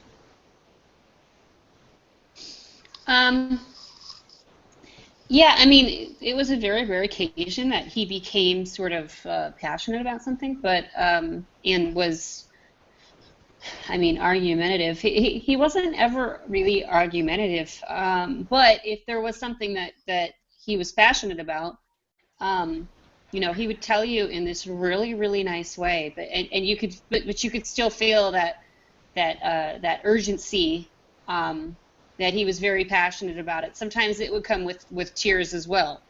So then you knew. And then that's how this guy was. But he's, you know, 6'2" and weighs 200 pounds. You know, he's Wow. Really, yeah, really big, sweet guy. You know, and he was, although he was so emotional like that, and he was okay with expressing it, he definitely was not a pushover at all. You know? Just for the women who are watching this, who want to imagine this amazing guy, and they want to imagine what he looked like. Was he like full of muscle, or was? Yeah, he was. He was. Yeah, he was like of Norse descent, so he had sort of reddish hair and green eyes, and yeah, really nice muscular build. Because all the women are going to think, oh God, this great, caring, sensitive guy, built like a bodybuilder. Yeah, yeah, exactly. Yeah, statuesque ladies. So, yeah, that's NF guys are really attractive for that reason, you know. NF males are, you know, but that's and I've mostly had relationships with NF males, but I tend to hurt their feelings without meaning to. It's terrible. Oh well. That's now what we can do. Unless you've got something to say, Jonathan, on that bullet point. I was saying that I think INFPs and ENFJs, they can both get argumentative, but they're argumentative in different ways. I've noticed with INFPs and ENFPs, they can attack your motivations. They can also get very blunt. Whereas the one time I've seen an ENFJ get in an argument, he was attacking the logic. That may be a specific case. That may be a specific case. Well, perceived flaws in the logic. I don't necessarily agree that he was necessarily seeing actual flaws in the logic, but he thought it was. It was a clash between him and an ENTJ. But he has actually been into logic recently, I know that, so that would have played a part. Right. We've got about 5 to 10 minutes left, and we're going to look at Victor's charges for FE plus and FE minus. We've sort of been through that it gets more sophisticated, and then we'll look at Dario's definitions of FE. Now, what people can see here is, when I did the screen grab, I left the insertion bar on. And so that's why that weird line is there. So you got ethics of positive emotions. Oh, that's it. Plus E, being happy, expressing enthusiasm, being friendly and open with people. That's the way ESFJ operates. And then, and again, this one, E minus, is a little bit too simplistic, as we've just seen, that it's not just being angry, indignant, dramatizing events, ridiculing others, escalating conflicts emotionally. They can do the positive aspects of FE as well, as we've seen when we've gone through those bullet points. Now what we'll do, now we've got to Dario's slides. So I've done the charges. Unless we can compare it a bit, do you think there's a difference with the FE, Hanna, in how ENFJs and ESFJs operate? Well, I think I've seen both of these in both ENFJ and ESFJ. So Right, okay. I tend to agree with what Maria said, that lead function usually has both plus and minus. Right. I'm trying to find. Here we go. The theoretical and the empirical stuff of FE. So, although this would be good to contrast, because ENFJ on the left, INFP on the right. So, what about? And also, you can really, I mean, what will help you get to your type is Dario's 8 Keys to Self-Leadership book, which you own in ebook form.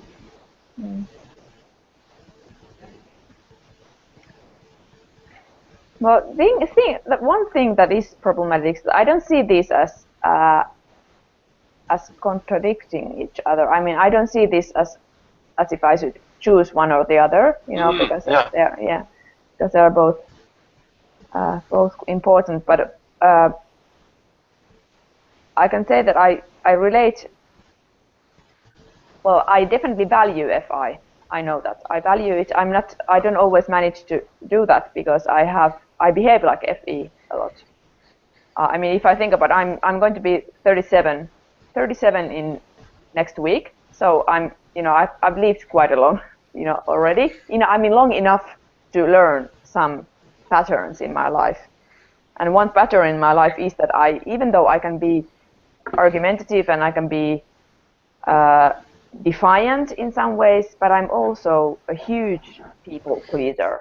I mean, a huge, and I listen to other people way too much and think about how other people see me, and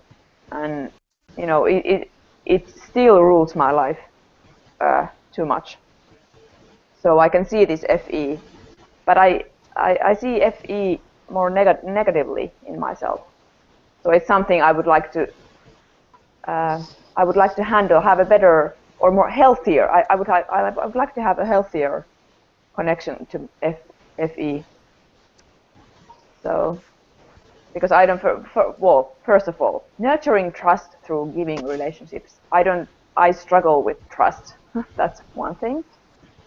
Empathetically, respond to other needs. I do respond to others' needs, and I want to be a nurse. That's something I really feel I get a huge satisfaction from, to help others and to respond to that. But I do not take their values as my own, because I'm very particular about my own values. But I will respect their needs and their values. So. Right. There's something where Maria could come in here. It's like this, so it would be the control function of FI. And in Victor's model, it's got very high information, so I don't know how much the ENFJ is thinking about FI type things.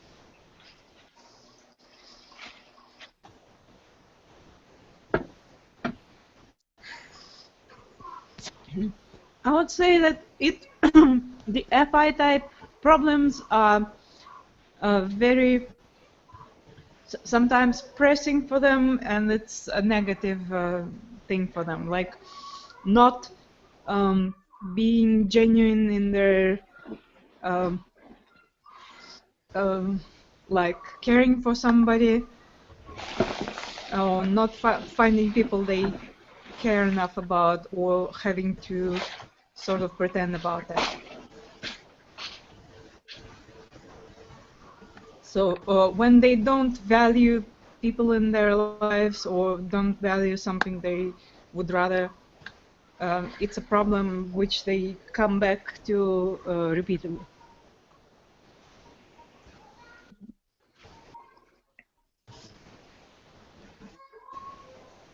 Yes. So would you say that? Yeah, I was thinking. So would you say that for ENFJs and INFPs, so they both, so INFPs struggle with FE and ENFJs struggle with FI? Is it a bit like that, or have a little bit conflicted view on those functions?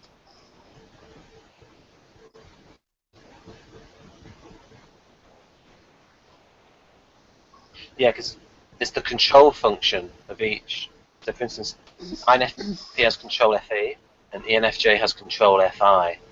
And the theory in Model G is it's very high in information, but low in energy, because the dominant function is like so much having its own way, I suppose.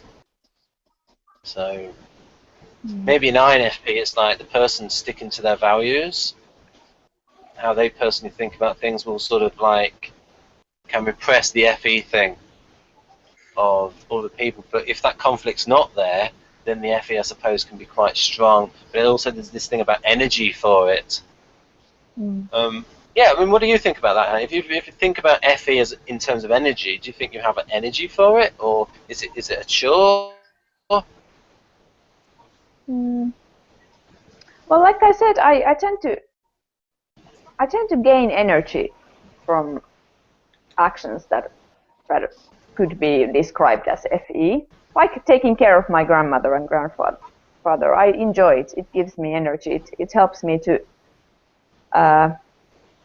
Well, it helps me to distract from some negative things. So, and that's one thing. Oh, I want to be a nurse because I want to. I mean, I enjoy if I see that people trust me and I can help them. It gives me really. It gives me energy. But sometimes but sometimes it can be draining too. So I don't know.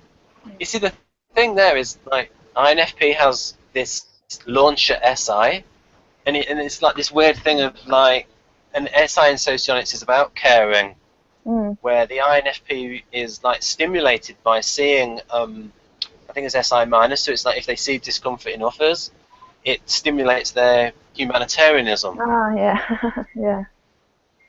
yeah, it's true. And I think that fitted well with, yeah, it's true. That's why you see a lot more INFPs in medical field than ENFJs. Yeah.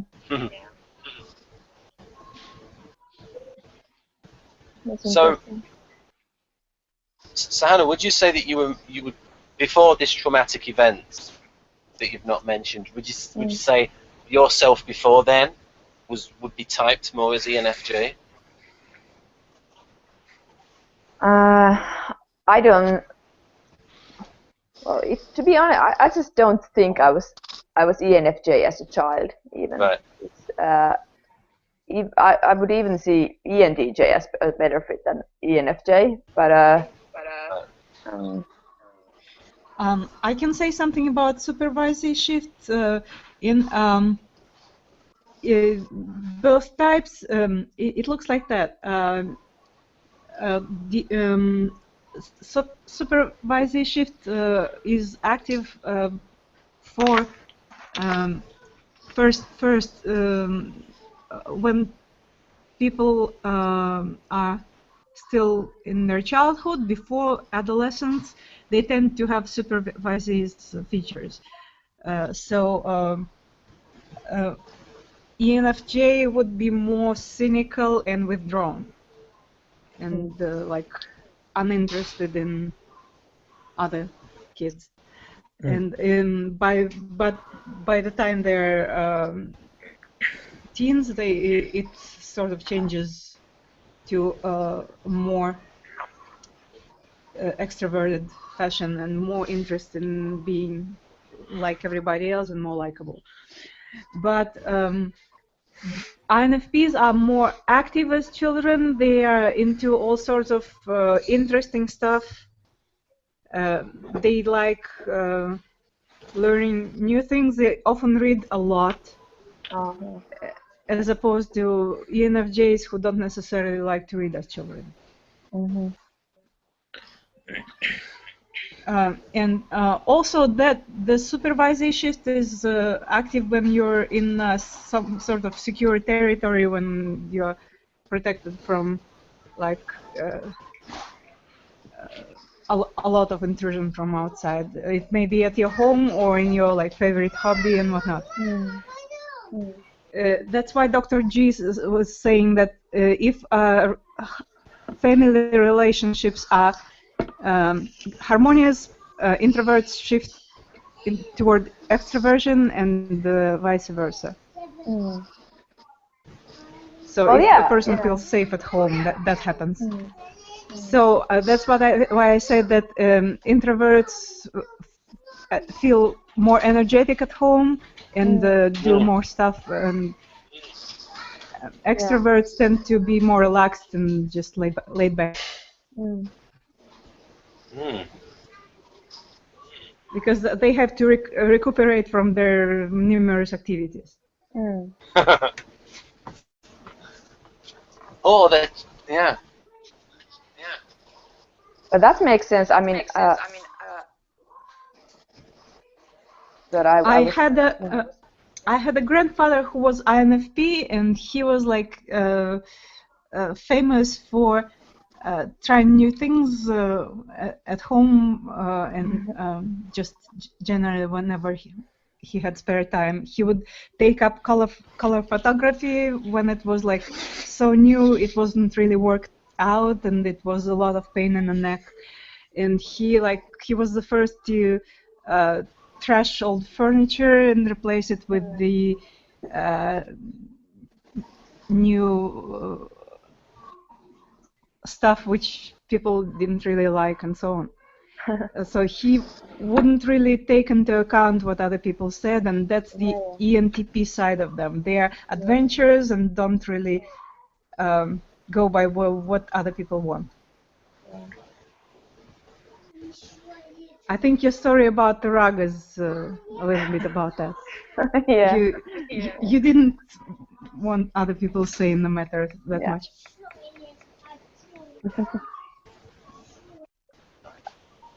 That was actually a really good description of INFP. I mean, I really relate to this. I was exactly like that as a child. I read a lot.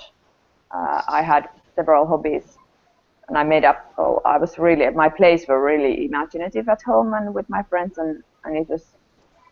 I think I was a lot like that, and I was super curious intellectually as a child. Maria, could Hanna be a dominant subtype of the INFP?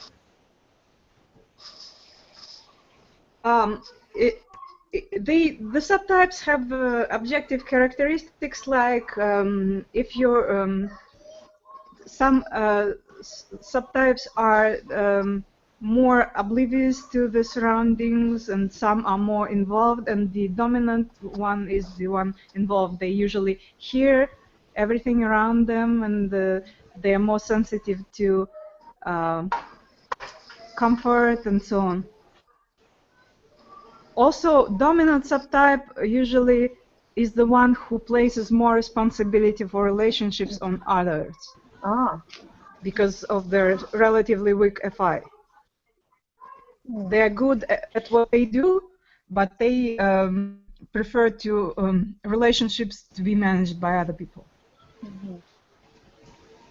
With the in case of FI type, of course it's different a little bit, because the FI is supposed to be strong.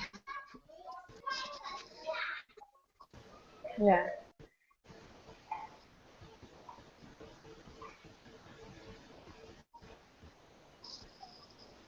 So, Maria, I have a question for you.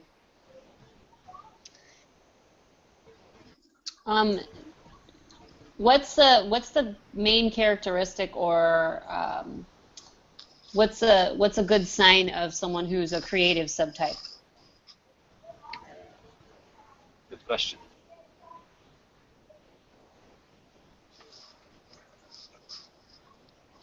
I don't think she heard me.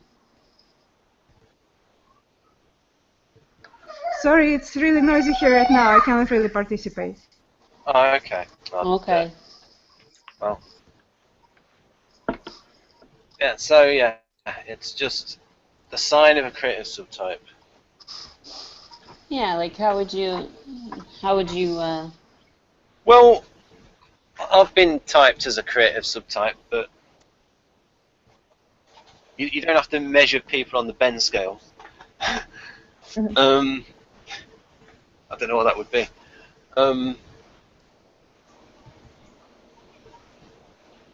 Right, so what we can do while we're waiting for Maria, I can show you the oh yes, more information on FE and FI net sheet. Well, I've been through this. Right then, what do you think of that, Hannah? In terms of the comparing them.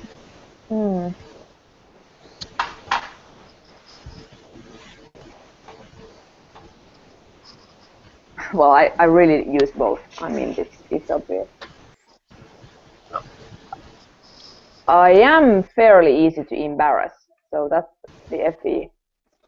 Yeah, we use that. Usually gets like when I did with Jeff and with Kirsty and other people. It's like they're embarrassed by different things. Yeah. The FI and FE types. So another thing about dominant is it's a terminal subtype. They tend to finish what they started, but they sometimes have trouble starting new things. Right. Yeah. So then I'm not that. I'm not that because I'm the opposite. Right. Yeah. Right. So Maria, Nicole asked about what are the signs of a creative subtype.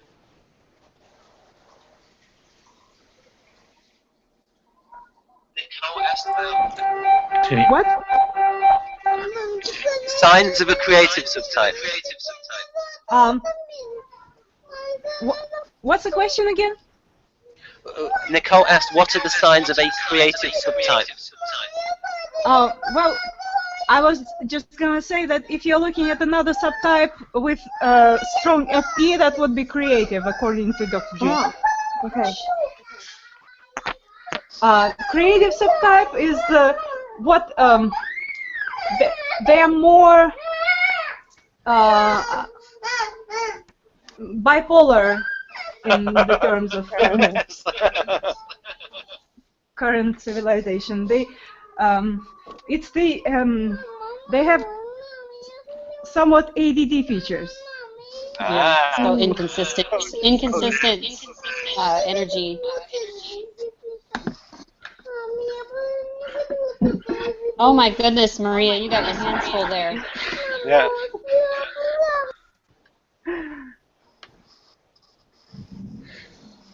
Yep. They give him some cookies or something.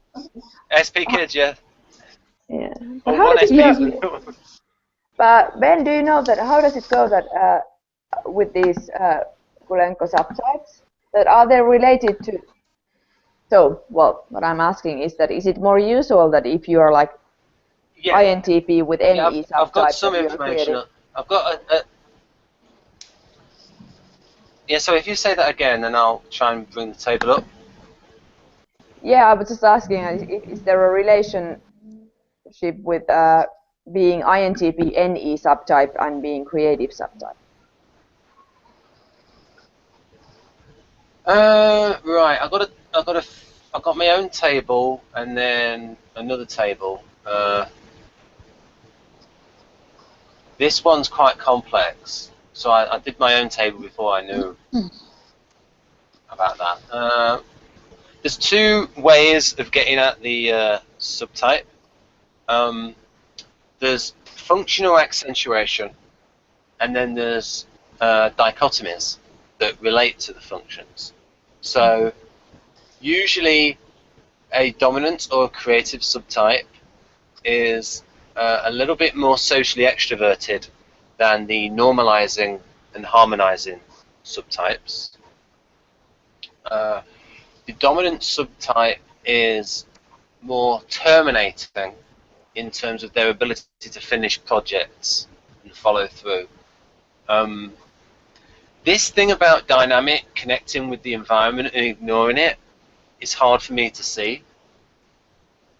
But if we go with the creative, it's like, I suppose, they have more contact with people, or greater desire for contact with people, and they start a lot of projects, and so it's easier for them to start projects than finish them. And then something here about ignoring.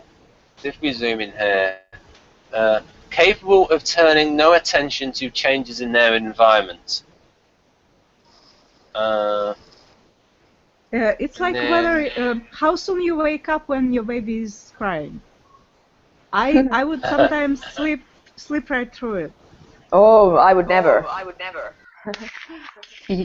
So that's more of a connective feature. If you hear like minor changes in environment, if you're easy to wake up, for instance, it's more a sign of connective subtype. Also, since connective subtypes are also more dynamic, it means like how much do you move around when you are not meant to. Like if you just sit down or sleep, how much you move around.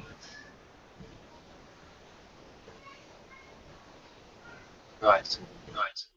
Sometimes, since I'm static subtype, sometimes the motion sensor would turn the light on me when I'm working on the computer, because I'm really static. So which one likes to move around more? The connective ones. Okay. Right. Okay. Now it's a little quieter. Maria. I can hear Skype call there.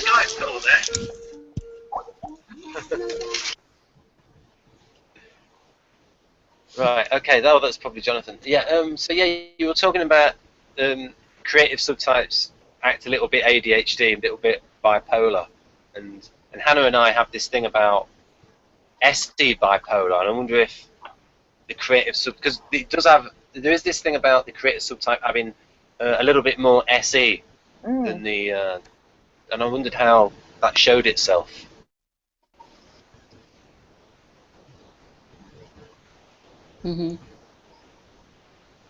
So, why are the functions associated with the subtypes? Why are there two functions? Well, because they're both. Why are there two? It's just like, I suppose it's like more of an EP, like an EP Galenko temperament. So more of a. Okay, I see. And that's more of an EJ. If you're more of an EJ, you're more the dominant. And normalizing if you've got more FI and TI. Now for Victor, normalizing is a bit more guardianish, because he associates that with those functions, which is a bit different from. See, I don't really know enough about it. I mean, I'd love to have a big, thick book of Victor's stuff, but it's not been translated yet.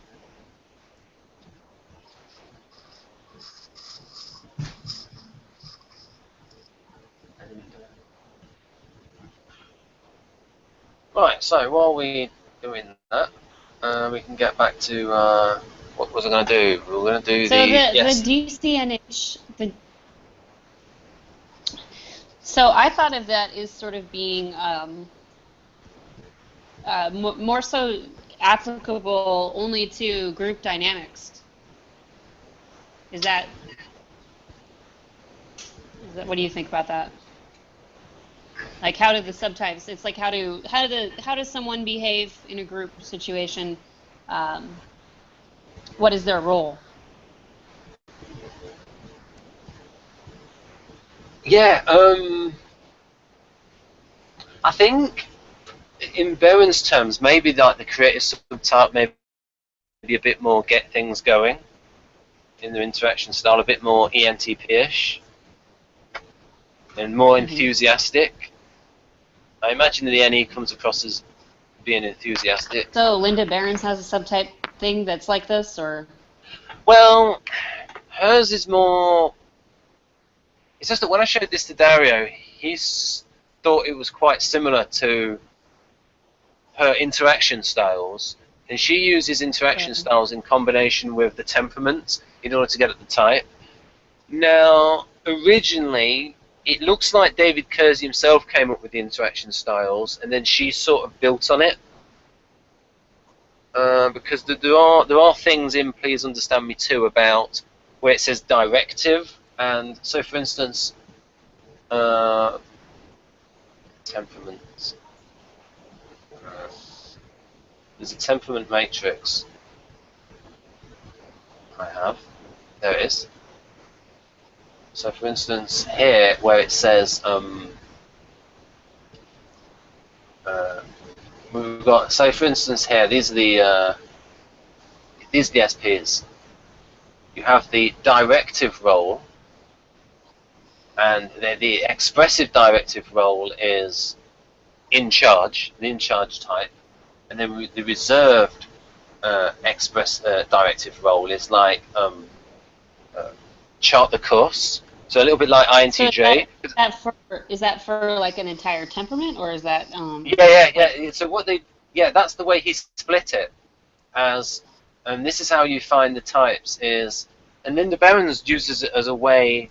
If you're not going to use functions, you can use this. You can look at finding someone's temperament and then looking at their interaction style. And it was just that when I showed Dario DCNH, he thought that was quite similar to the interaction style.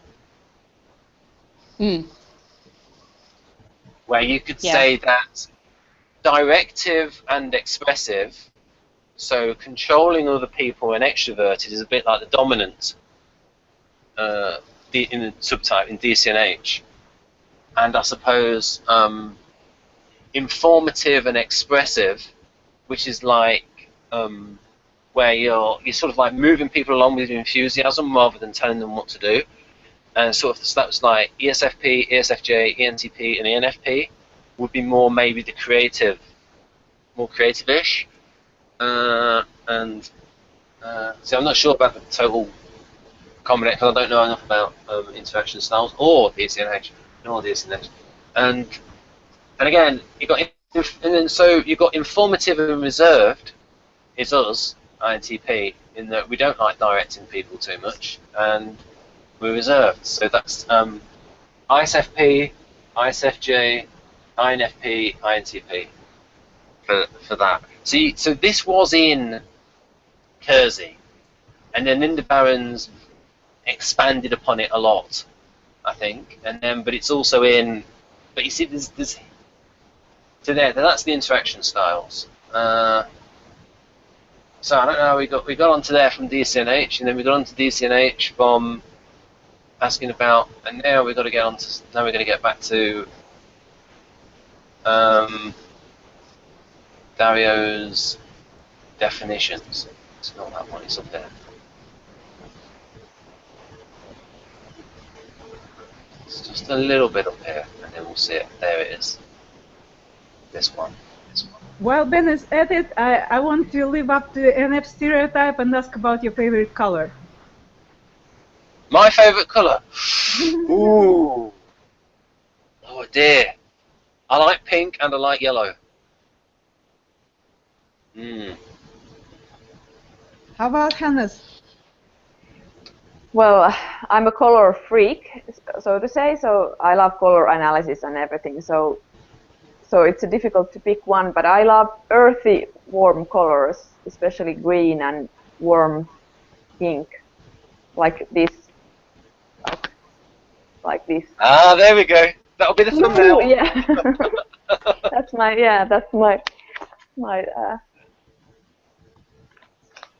sleeping bag. I have got a thumbnail like that of Hanna with the pig. That's one of the thumbnails. So yeah. So my beanie and my piglet. These are my my favorite colors.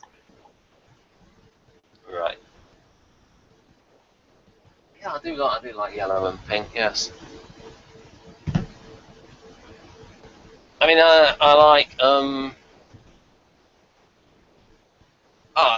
the colour of this book, Emotions Revealed by Paul Ekman, which has been mentioned by the wrong square.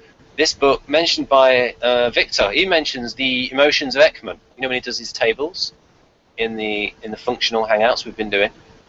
Like, so for instance, when we do NE, he'll say in the table, emotion of Ekman. And then this book was also mentioned by David Kersey as well in Personology. So would you say that color is pink? Is that the pink you like? I do like that colour. Yeah, but I don't like bright pink. I like very light and warm pink, like this. You know. All right. And this, then I this like wall brown. is a nice yellow. I like yellow. Ah, yeah, but that's a light yellow. Yeah. Okay. And the colour gold. Quite like. I like brown. Brown is one of my favorite colors. I like blonde as well. It's a nice colour. Blonde. Yeah, I like ginger. Is that a color? Right. So now we can go back to this sheet. So how much time do we have left, Hannah? I really have to leave. I'm super hungry and my concentration. Ooh, okay. My attention is not. I'm losing it. Okay. We'll have to. Okay, so excuse me. have you I've got my dinner right now. Okay. Oh, Ordered yeah. Chinese while this was on. Okay. Okay. So have you? Do you think you said all you can about FE and FI? I'm sorry. What did you ask? Do you think you've said all you can about FE and FI, or? An account. I didn't understand. Sorry, do you think you said all you can? Sorry, all you can. Or would you like to say some more? Well, I just think that. Well, I like the other description. I prefer FI, but I have a lot of features of FE. Well, let's put it this way.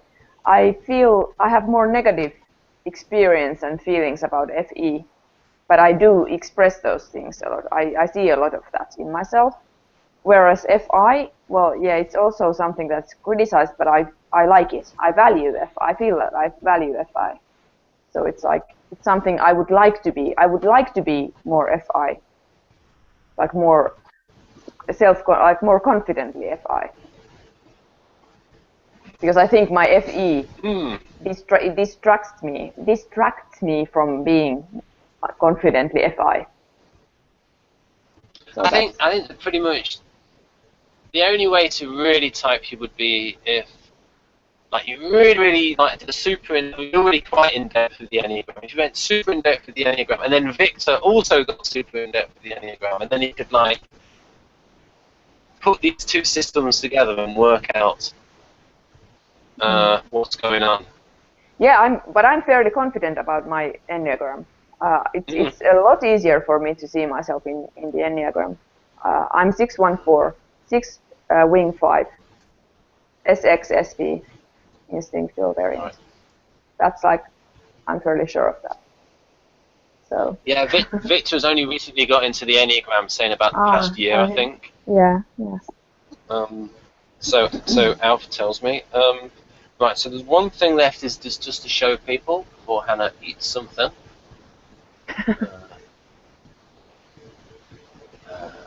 Before you experience my hunger, anger, I'm hungry. Yep. It's a good thing that Hanna is eating, which is it is.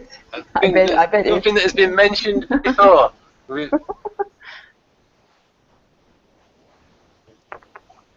Right, there we go. So FE is T5. Interestingly enough, this area is very active in even like the delta SJs, ESTJ and ISTJ.